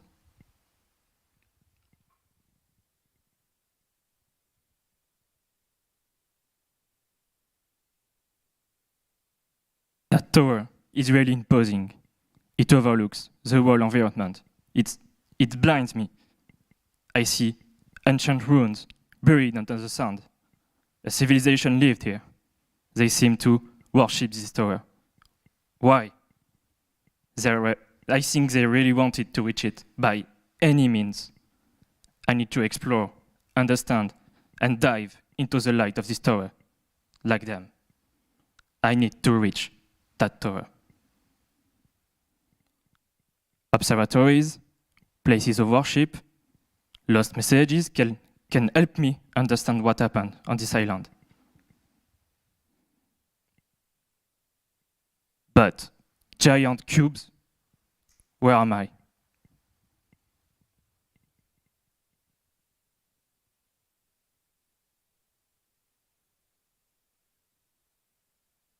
When I first woke up in this world, I could see hints of hidden structures that call for my curiosity, as if the topology of the island itself was made to be explored. And when I finally get to the structures, every time I discover a striking scenery that tells the story of a lost civilization.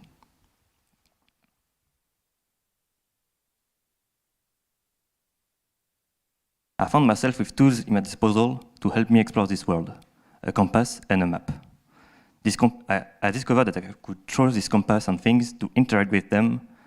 Also, I can throw it on monuments to mark them on my map.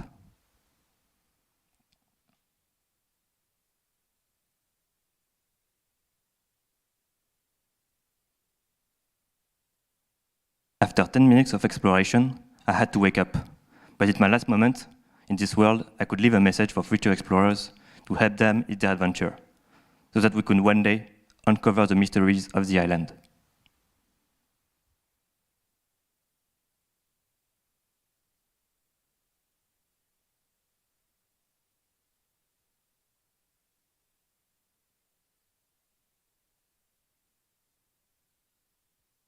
This universe is dreamlike, mysterious, and odd. We were both thrown into a vast landscape, gigantism-inspired, surrounded by ominous and unknown elements, covered in a cameo atmosphere of blue and purple. Some material seems to be used by those who lived here. Meanwhile, the simple, gigantic shapes seem more singular. What or who were here before us? We do not know. This place is surreal, like a dream. We wander this world, seeking knowledge and clues about its origins.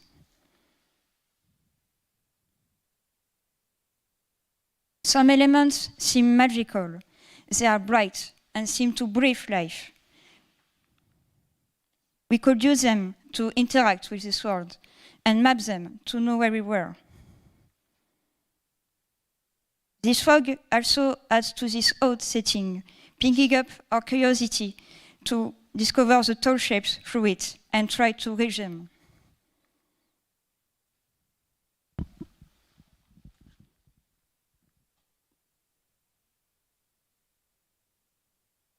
This place sounds strange. It's weird. I've never heard anything like it. These structures and this grave seems to be alive, and it's like they want to tell me something. I don't know if they can guide me towards my goal, but these sounds help me reorient myself.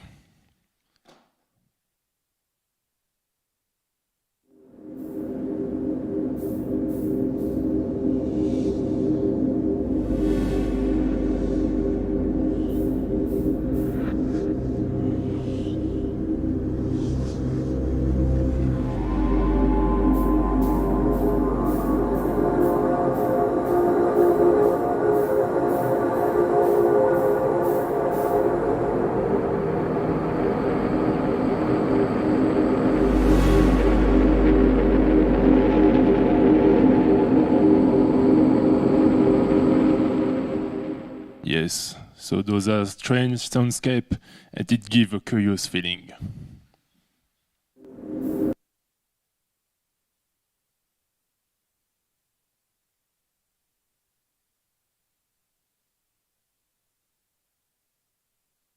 We introduced you the Mirage project through staging. It illustrated the Dream Traveler's adventure. Now, we'll speak to you as a team.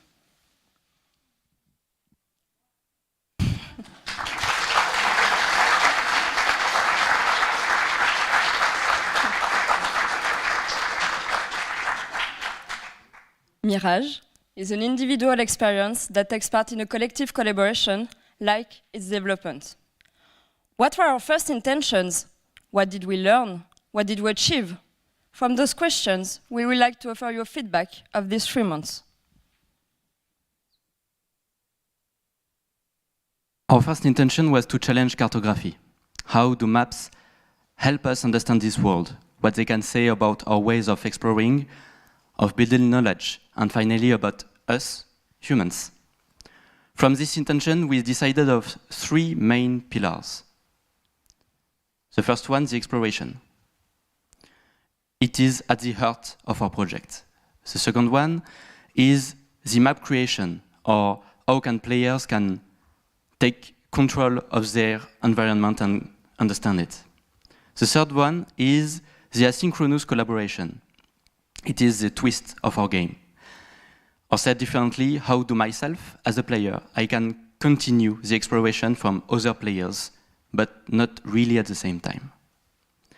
To bring this intention to life was a real challenge for the whole team.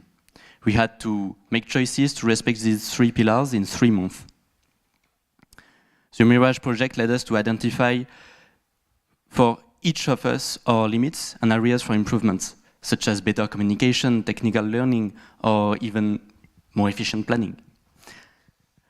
As a team of friends, it was not easy to build together, especially with the specificity of the project, which is building an open world, an exploration game around cartography with, for each of us, some different interpretations and ideas. All of that had to be brought together. Moreover, we had to take strong positions on some of the various feedbacks from the educational team, sometimes opposing. It wasn't easy, but in the end, it was an enriching student experience for us, and we are really proud to present it. To test to test our game for the first time, or play again, we're waiting for you in OURAY free room. You can scan this QR code to follow the project and to view our portfolios. Finally, Mirage was imagined, designed and presented by Anthony as game designer, Robin as developer, Chloé and Johanna as game artists, Baptiste as sound designer, Mano as project manager, and myself for the media plan and the merchandising. Well, thank you for your attention. We are now ready and willing to answer your questions.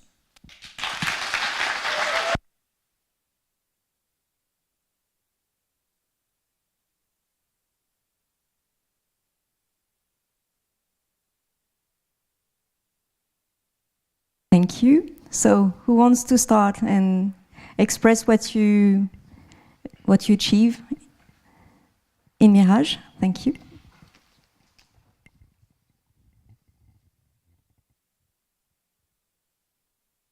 Bonjour, du coup, félicitations à vous. Il y a des choses qui sont bien faites dans ce jeu. L'invitation à l'exploration est vraiment réussie. Je pense que votre premier pilier fonctionne assez bien. Voilà, on a des éléments qu'on a tout de suite envie d'aller découvrir. J'en ai déjà discuté avec vous, mais je pense que certains pourraient être un peu plus gentils avec le joueur, dans le sens où on pourrait voir plus clairement comment les atteindre, etc. Notamment histoire d'avoir une vue un peu plus libre, un peu plus haute de cette map, et voilà, découvrir des choses, avoir un côté un peu plus, on prend le joueur par la main via le level design, et voilà, on lui fait découvrir des choses en le faisant se sentir fort et intelligent. C'est un peu ça le but de l'expérience. Et je pense que par contre les 2 autres piliers ont été un peu laissés de côté par le côté mystérieux en fait de cette expérience. Le côté mystère a été poussé un peu trop loin. Et en fait, il y a beaucoup de mécaniques que, personnellement, voilà, le drag and drop sur la map, j'ai pas du tout fait l'expérience de ça. J'ai pas compris pourquoi la map représentait pas vraiment l'endroit où j'étais. J'avais l'impression que la map fonctionnait pas correctement. Et en fait, je pense que ces features-là auraient dû être présentées, voilà, là aussi, prendre un peu plus le joueur par la main. Alors, des fois, c'est dur de le faire de façon élégante, hein. Y a sûrement des moyens de le faire. Là, j'ai pas la réponse, mais voilà, ne serait-ce que si vous n'avez pas de solution élégante, mettre un tutoriel la première fois qu'on pointe quelque chose avec sa boussole pour indiquer au joueur qui doit placer les éléments sur la carte. Parce que là, clairement, je pense que les gens, en fait, juste comme de la même manière que moi je l'ai fait, ont découvert des choses et ils se sont dit, bon, bah, c'est bon, c'est placé comme il faut. Et en fait, c'était pas du tout le cas. Voilà, même sur la narration, alors on a un petit topo au début, etc. Mais ça reste aussi très, très cryptique et c'est une volonté, je le comprends, mais là aussi je pense qu'il y a des choses qui auraient pu être faites différemment. Et le dernier point, c'est vous voulez un twist sur ce côté coopératif. Et en fait, je trouve ça dommage parce qu'on se retrouve à un endroit, en fait, ça se coupe sans timer, sans information. Et en fait, je n'ai pas forcément un endroit que j'ai envie où j'ai quelque chose à indiquer, en fait. Et je trouve ça dommage de ne pas pouvoir choisir, en fait, nous-mêmes, de donner des indications à des endroits précis. Voilà, pour vraiment en faire une expérience coopérative et pas ah bah tiens, en fait, je dois coopérer, mais je l'apprends qu'au dernier moment. Et voilà, je pense que ce côté, voilà, c'est aussi du mystère. Et je pense que voilà, encore une fois, ce potard a été placé un peu trop loin. Mais voilà, félicitations quand même pour le travail. Le son est excellent, l'atmosphère est aussi très bonne.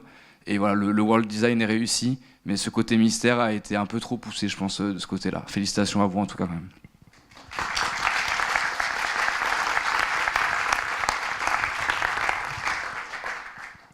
Thank you. Yep.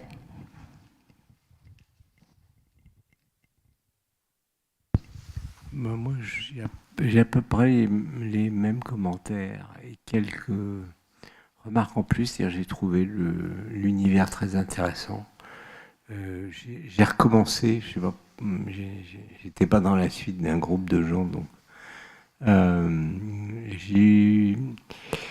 j'ai tout de suite senti l'inspiration de journée, ne serait-ce que dans les je ne sais pas comment vous appelez ça, avec les ronds qu'on rencontre, qui ressemblent au personnage de Journey.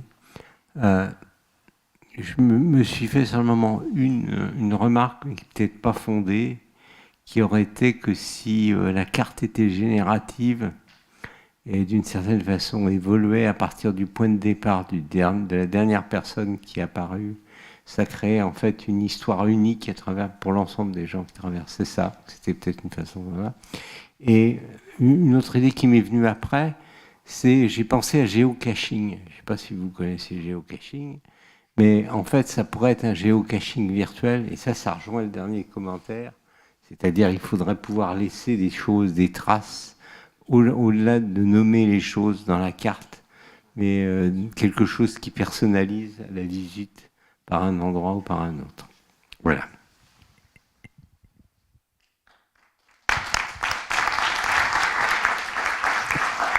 If you want to add something, I don't know, to react on that.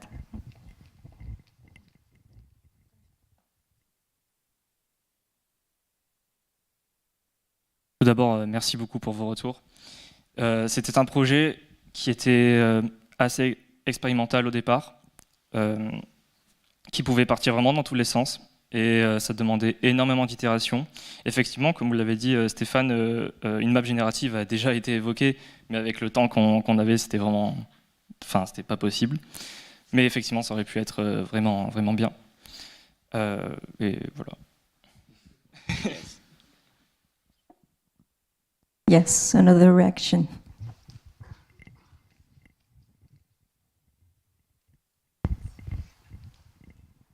Just wanted to comment on the dreamy word that I think it's quite achieved. It's really the way I felt when I started the game, and the way I felt when I was discovering the whole world. And I think it's really nice because you use a few tools, but in a really strategic way that really serve the purpose of the mystic, which I loved very much. So congrats on that.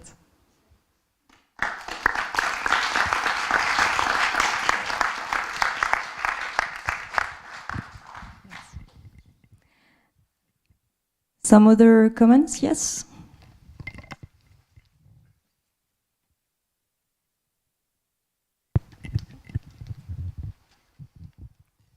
Hello, Javier from UTAD.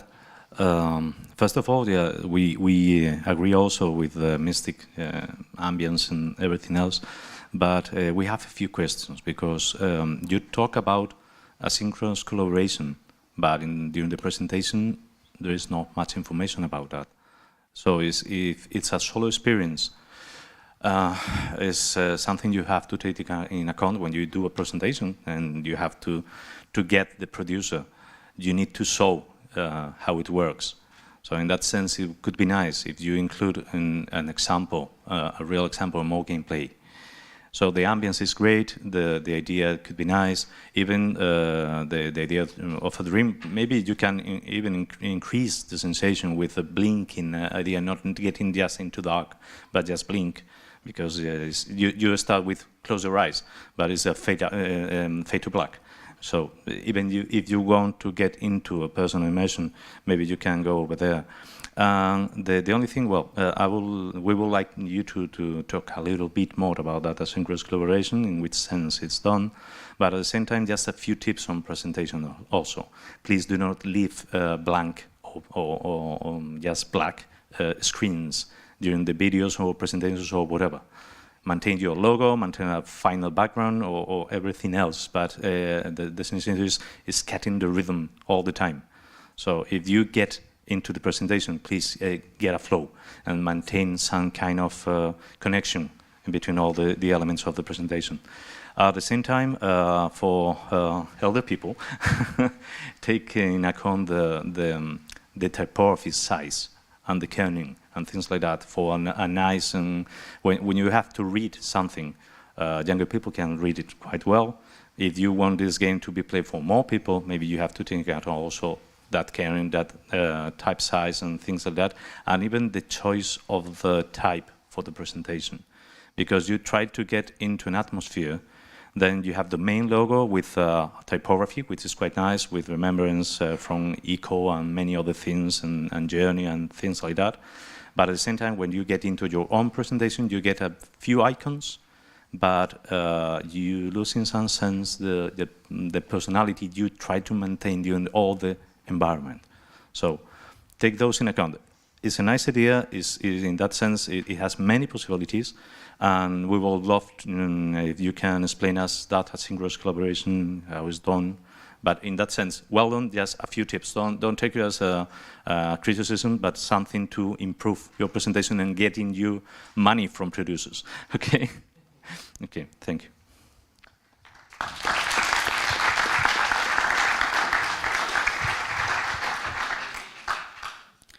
Thanks for your feedbacks and impressions for the game and the presentation. I will talk a bit about of course, the presentation, accessibility, and yes, without, but for the asynchronous collaboration, we had a lot of ideas, and one of the part of the asynchronous collaboration that we tried to create was actually in real life. When you onboard the player to play your game, we had the idea to, like, please come, close your eyes, and now we are doing a little speech about you are a dream traveler who starts or continue an adventure, and you will travel through this world, etc., etc., etc. We had, like, for the other feedbacks earlier about the onboarding. We not really had a big time to create a really cool onboarding, but this was a part. And for the end of the structure of the stand and game, we had the idea to have a book when players could write anything they wanted, like a livre d'or, I don't know how to say it in English. Et,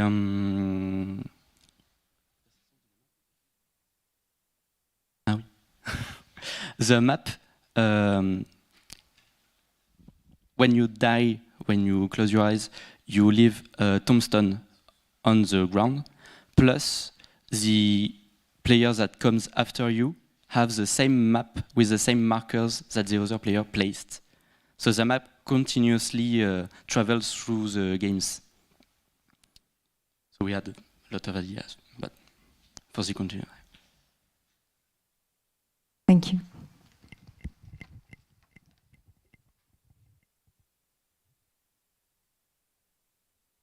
Hello, this is Marta from UTAD, also from Spain. I was just wondering, where did you get the inspiration for this game? Was it through other games, like, for example, No Man's Sky or something like that?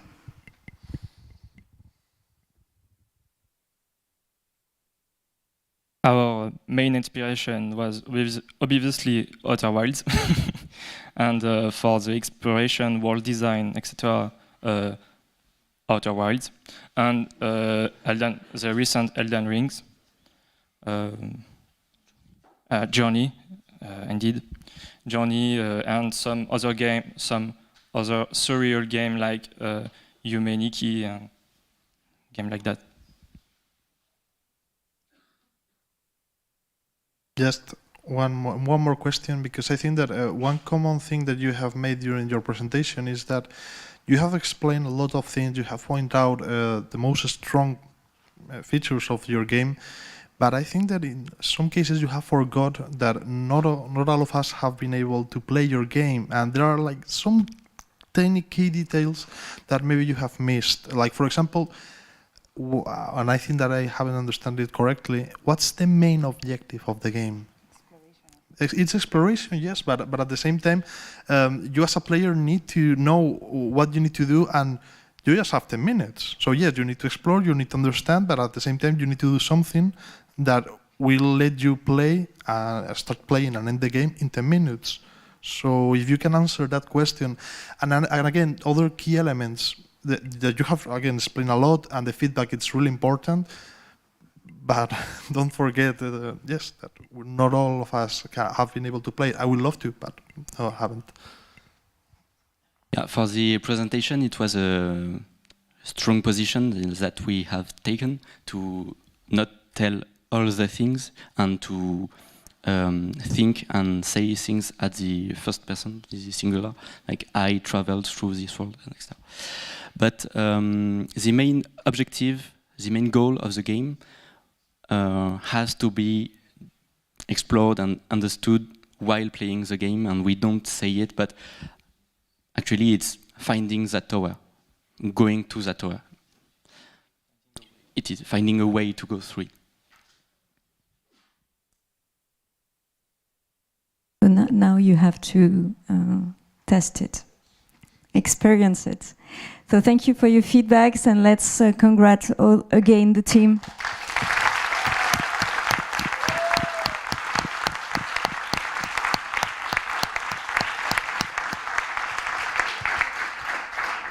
And let's invite the last team of this morning, Feeling Fighting.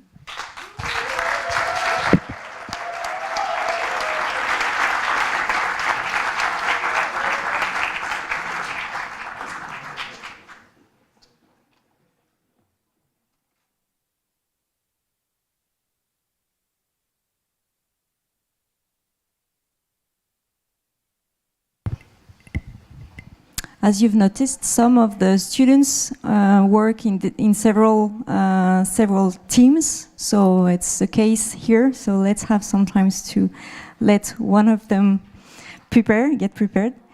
I see the opportunity to tell the jury that we will ask you to fulfill an evaluation file. You should have received a link to that, and I hope everything is in order for you and that you don't have questions. Je le refais en français en attendant. Donc, en attendant que toute l'équipe soit prête, puisque vous avez vu plusieurs étudiants travaillent dans plusieurs équipes, je vous rappelle, chers membres du jury, que nous remercions encore de prendre part à cet exercice. Nous vous demandons de remplir un formulaire d'évaluation que vous avez dû recevoir ce matin. Et j'espère que toutes les connexions sont bonnes. N'hésitez pas si vous avez des questions.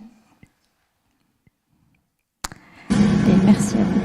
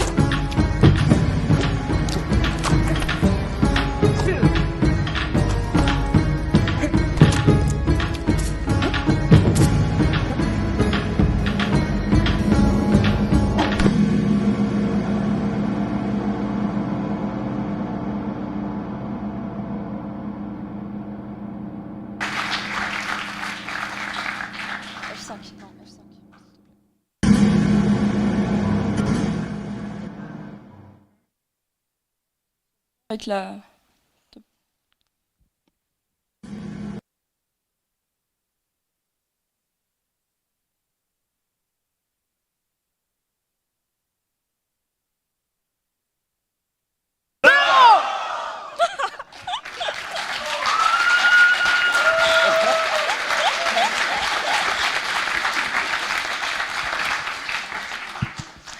Hello and welcome. We are the BOBE team and we are proud to present our game, Feeling Fighting.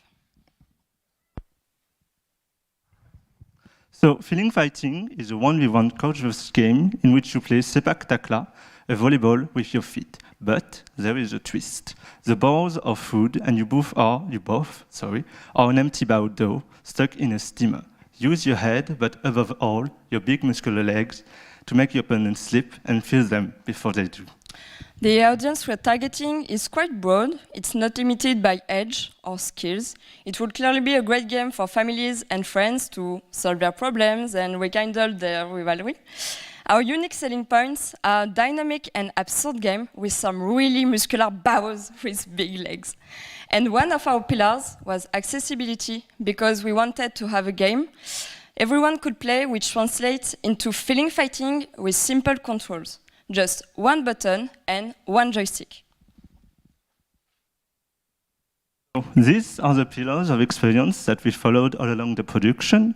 Some pillars gained in importance over the months, while some did the opposite, and also some change. So choices had to be made in order to have a game, and the juicy side, or maybe should I say steamy and full of fat side, was pushed to the forefront along its accessibility. So now, let's talk about the 3C. We got a bow as a character inspired by sepak takraw. As I said, it's a sort of Asian volleyball with your feet, and we've put a big emphasis on its leg in two forms. One thin and nimble, while the other is muscular and strong. So the legs are the focal points of the bows. They are what makes the character able to move, receive, jump, and smash. So about the controller, our main goal was to make it as pleasant and as accessible as possible. So that's why we choose in terms of input to use one stick to move the bow and one button to do all of the interaction of the game, so jumping, smashing, etc. Everything else is automatic, and the player can have small influence on it, like, for example, aim on the other side. We noticed during playtests that it was pretty hard to receive the ball with an input at good timing. And as we want to make the game playable by the most people, we removed this input, and now the bow will automatically receive the ball if they are at the right place. So the only thing the players have to do is to be in this yellow circle and stay focused on their jump and smash. And those actions are on the same button, a button that the players can remap everywhere on their controller and at any time for always more accessibility. About the camera, we choose a top-down fixed angle to have a vision of all of the terrain. We tried some dynamic camera during the production, but it was too nauseous for the player, so we choose to keep this type of camera. But we kept some flexibility of the camera to allow some epic angle and some transition during key moments of the game. So your objective as a bow is to not be eaten and stay empty from any sort of food. To do so, you will have to crush food onto the opposite side of the field to make your opponent slip by charging a slippery gouge, and then feed them. After you feed them 3 times with food, you will win the game.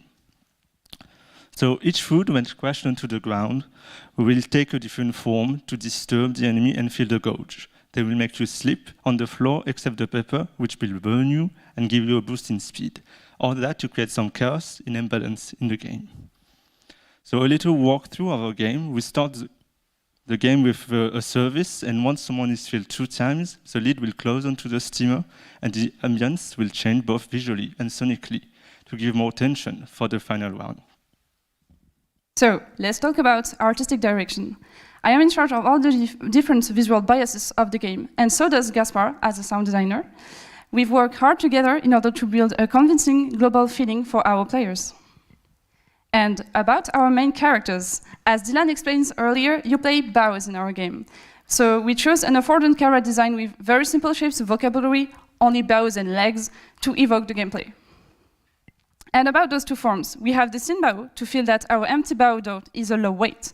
It's fast in its displacements and buoyancy in its actions. But it can also turn into a thick bow. And to animate our thick form, we've experimented with motion capture to help with the help, of another student who has been practicing capoeira for 15 years and made a lot of movement for us that we were able to put into the game. We wanted to focus on feedback and juice. To achieve this result, we chose to reinforce the versus part of the game by creating realistic and impactful sounds for the bow's actions. With that in mind, we incorporated literal juice for the bows are uncooked dough to balance the realistic part of the hits and make it more cartoonish. In feeling fighting, you play in an arena. So let's talk about the environment you're playing in. Our main intention was to give the feeling to be on a fight or in a ritual, but in the same time on a scene, because sepak takraw is a very impressive sport. And we also want to have a generous scene with a lot of warm chorus and a lot of food props to remind that we are in a steam basket. The ambience is mostly composed of the music. It evolves to create more tension in the final round by removing melodic elements and focusing on the percussion, as in a ritual.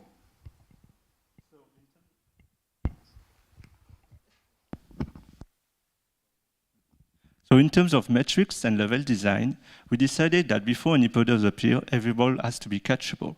So we took a bow as a metric and built our arena, the speed of the ball and the efficiency of the pedal around it, but also kept some leeway for mistakes considering our target audience. And to match with our intentions, the two ambience switch during the game. We want our players to feel a rise of tension when one of them is ready to score the last smash. We have also some VFX into the game. First, in the environment to make it more lively, and also while playing the game, for example, with different hit effects on the player when you kick or smash, in order to reinforce the juice when you make a powerful and cool move. We know that our controller is not really easy to learn. So before the match start, we added kind of a training mode, like in the latest Mario Party, when the players can try our controllers and play, but the point doesn't count and the food doesn't explode on the floor.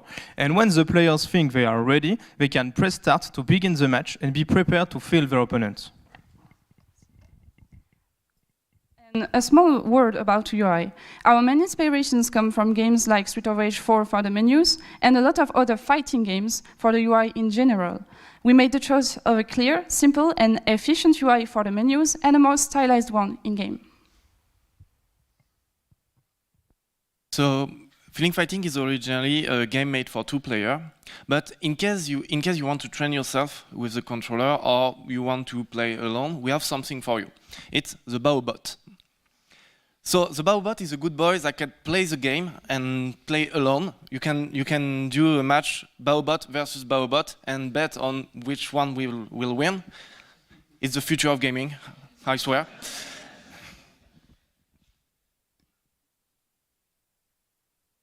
To test our game for the first time or play again, we're waiting for you downstairs in front of the restaurant. Come and play. You can scan this QR code to follow the project on Instagram and Twitter and to view our portfolios.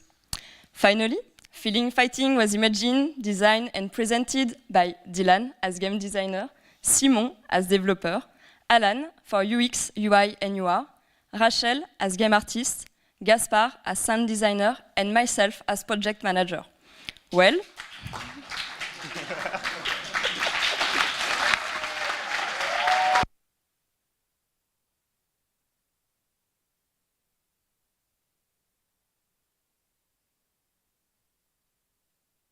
thank you for your attention.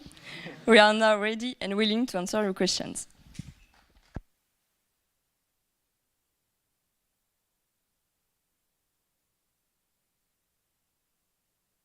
Thank you. So who wants to start and express what he felt like when a bow playing?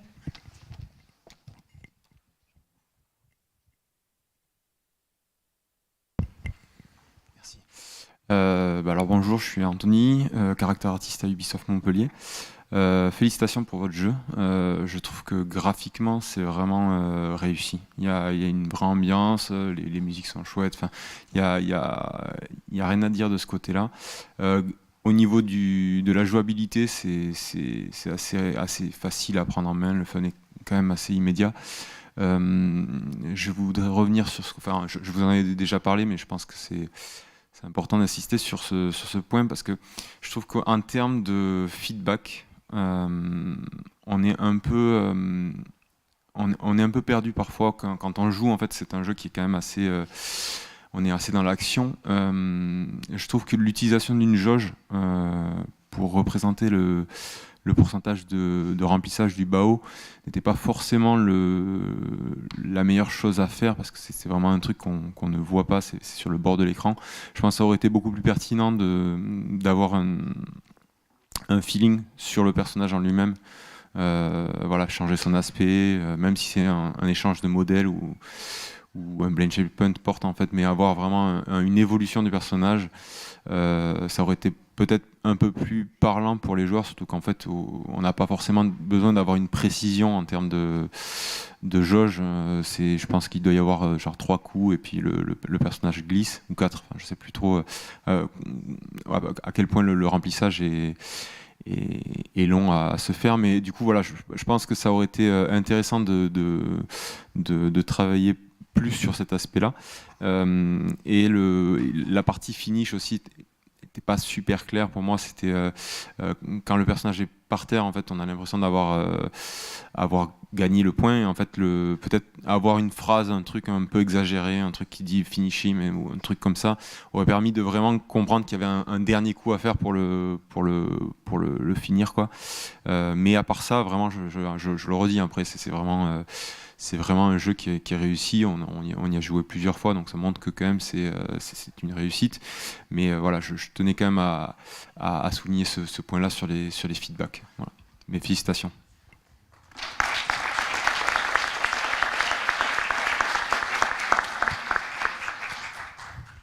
Merci pour le retour. J'ajouterais juste que dans nos premières intentions, on avait comme principale référence Persona 5 aussi, avec des menus qui étaient animés, qui débordaient de juice et de feedback. Et bon, après, dans 3 mois et demi, c'est compliqué d'intégrer tout ça, mais ça faisait vraiment partie de nos souhaits. Donc si on avait 3 mois de plus, on serait vraiment pas contre intégrer un max de trucs. Encore des VFX, s'il vous plaît. Donc release dans 3 mois, c'est ça? Peut-être. Yes.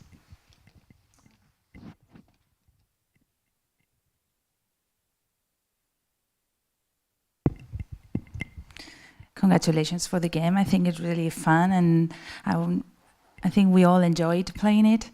I really liked the part with the training session, the onboarding. I think it's great to have that in order to learn how to play the game. I had some difficulties sometimes getting into the yellow circle. I don't know what happened, but sometimes like I felt I was really on the circle, and even the meat or the food was going inside, and it was a little bit frustrating. And also regarding the art, I think everything is like the color is plain, like you don't appreciate all the details. So something, you know, to have like a more detail or I don't know, contrast in the different elements, because I missed many things when I was playing. I didn't realize were there because it was like all the same, you know, plain color, and I don't know, maybe a black line or something to really understand that things are there, you know. So also regarding the boarding, where you get all the feeling, you know, this line, and you couldn't really tell what was going on. So I would just say that. But regarding that, I really enjoyed it, and congratulations, because I think it's a great job. Thank you very much.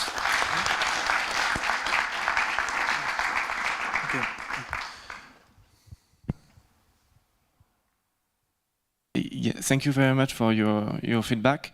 In terms of placing on the yellow circle, it's a real problem in our game of the perspective. So that's why we have to do a big job on the camera and on the angle, because sometimes you think you are in the yellow circle because the head of the bow, so the main shape of the bow is in the circle, but in terms of perspective, the foot are not in the circle, so it passes in front of, behind the bow. And for the outline, the black outline you told about, the main element of the game are focused with some outline. We have the ball, like the element you throw to each other, and the bow to focus on them. But maybe it wasn't enough. Maybe we could have accentuated. I don't know. But thank you very much for your feedback.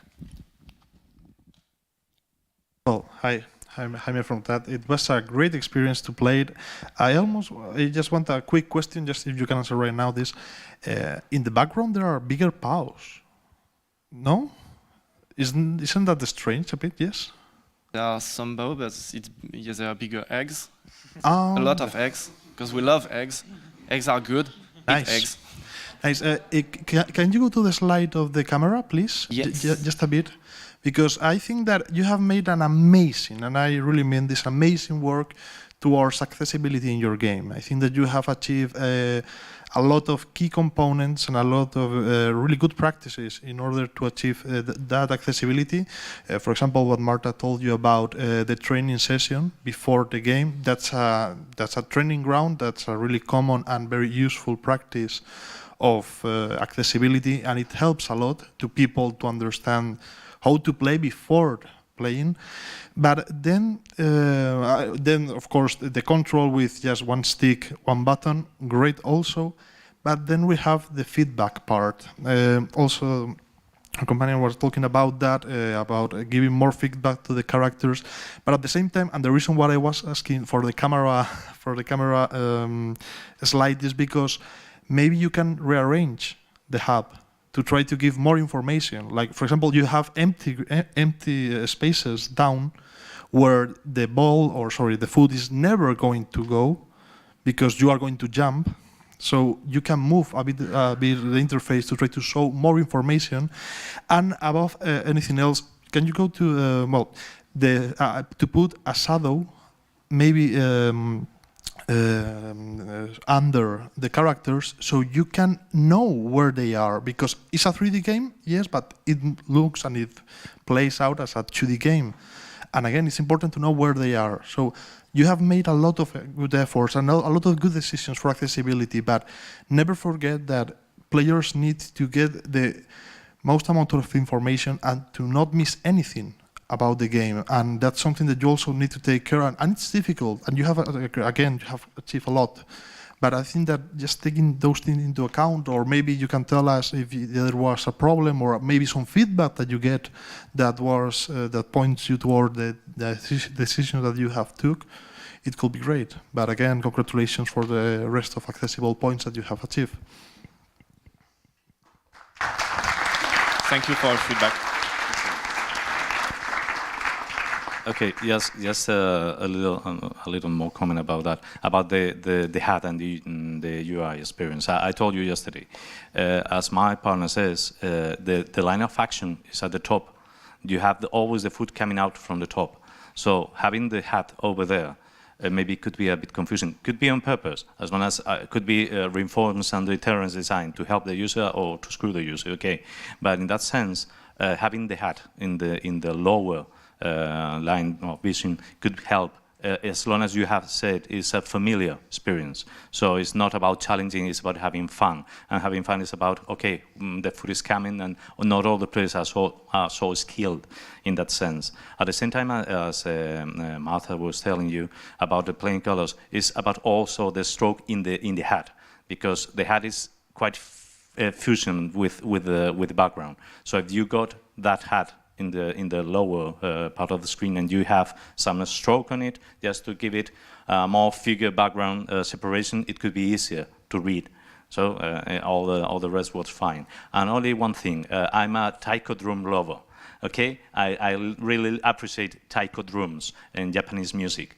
So the jingle is quite short, please, in that sense. We know you don't have resources by now to do it, but in case you want to increase the experience and with the rhythms, you will need to also just get a better jingle with the drums and the sensation from the musical point of view. And well, also the stroke is about the change of ambience, because when you change the ambience, you change the light. So you need a double stroke to get when you are in light and when you are in dark, just to read it better. Okay. Anyway, it was fun. It was tasty in that sense. Good job. Thank you very much.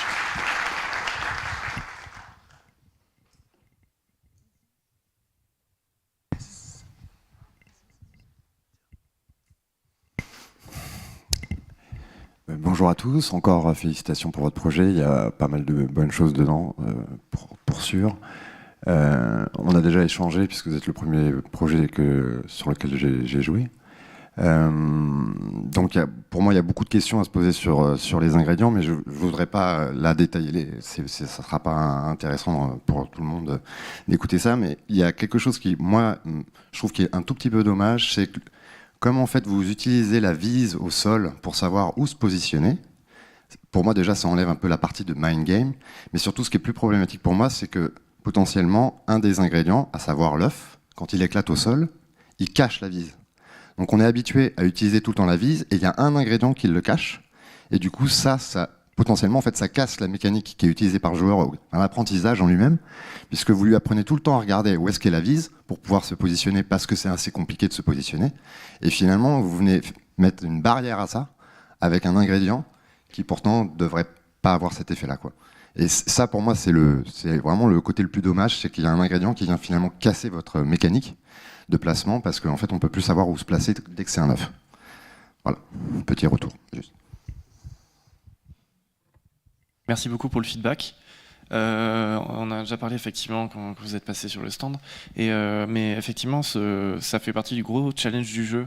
Le but pour un joueur, c'est vraiment de tapisser le terrain adverse et d'embêter le joueur adverse pour qu'il tombe et qu'il puisse lui mettre ce final hit.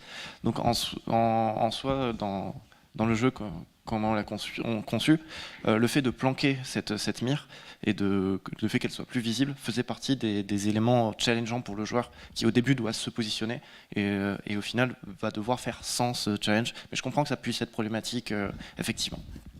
Là, je comprends ce que tu dis, mais je trouve que d'une certaine manière c'est un peu contradictoire, parce que vous avez utilisé, après les playtests, vous vous êtes rendu compte qu'en fait il fallait indiquer aux joueurs, et puis finalement après les ingrédients viennent le cacher, donc en fait quelle est l'intention derrière ça, puisque finalement là ce que tu viens de m'expliquer ça oppose à la mécanique elle-même. Et après à la rigueur, enfin, moi ce que je trouve qu'aurait pu être malin, puisqu'en fait on voit les ombres des objets, mais je ne sais pas si de mémoire j'ai pas eu l'impression qu'en fait elles étaient reportées sur par exemple l'œuf. J'ai l'impression que c'est quand il y a le sol on voit les ombres, je ne me rappelle pas si on voit les ombres quand c'est les ingrédients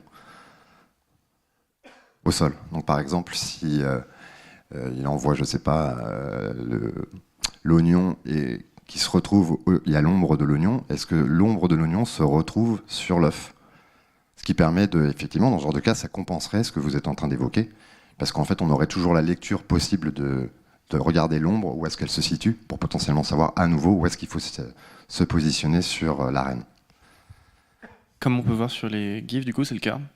On a les ombres des aliments qu'on avait retirés à la base, parce qu'avec l'ombre de la mire, on a eu des retours sur les playtests qui indiquaient que c'était confusant.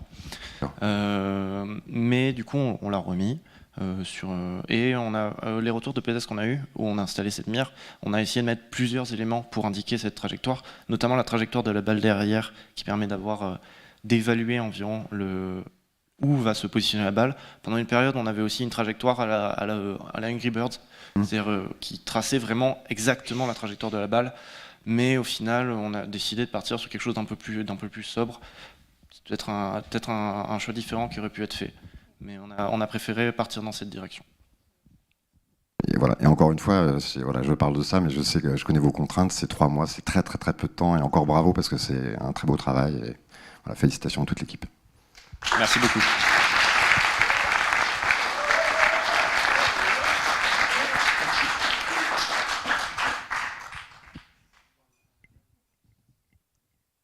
last comment. Je voulais juste vous féliciter pour le logo et le packshot. Je pense que ça peut aider tous les groupes. Moi, je fais du marketing chez Nacon, un éditeur, et je trouve qu'il est très lisible.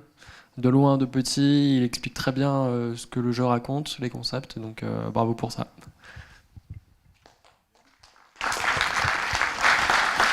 Merci beaucoup. And talking about good words found, so label team, label AP team. I'm sorry, I missed it. Label AP team, so ask us to go for lunch, I think. So let's congratulate them once again.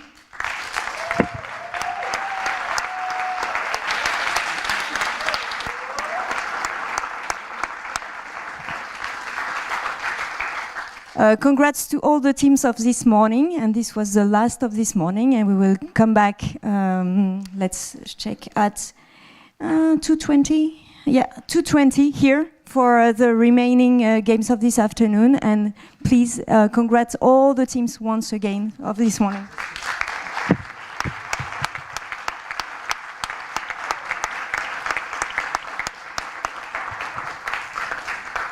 So we're going to have lunch, but you will have the opportunity to go see the teams and test the games while lunch break.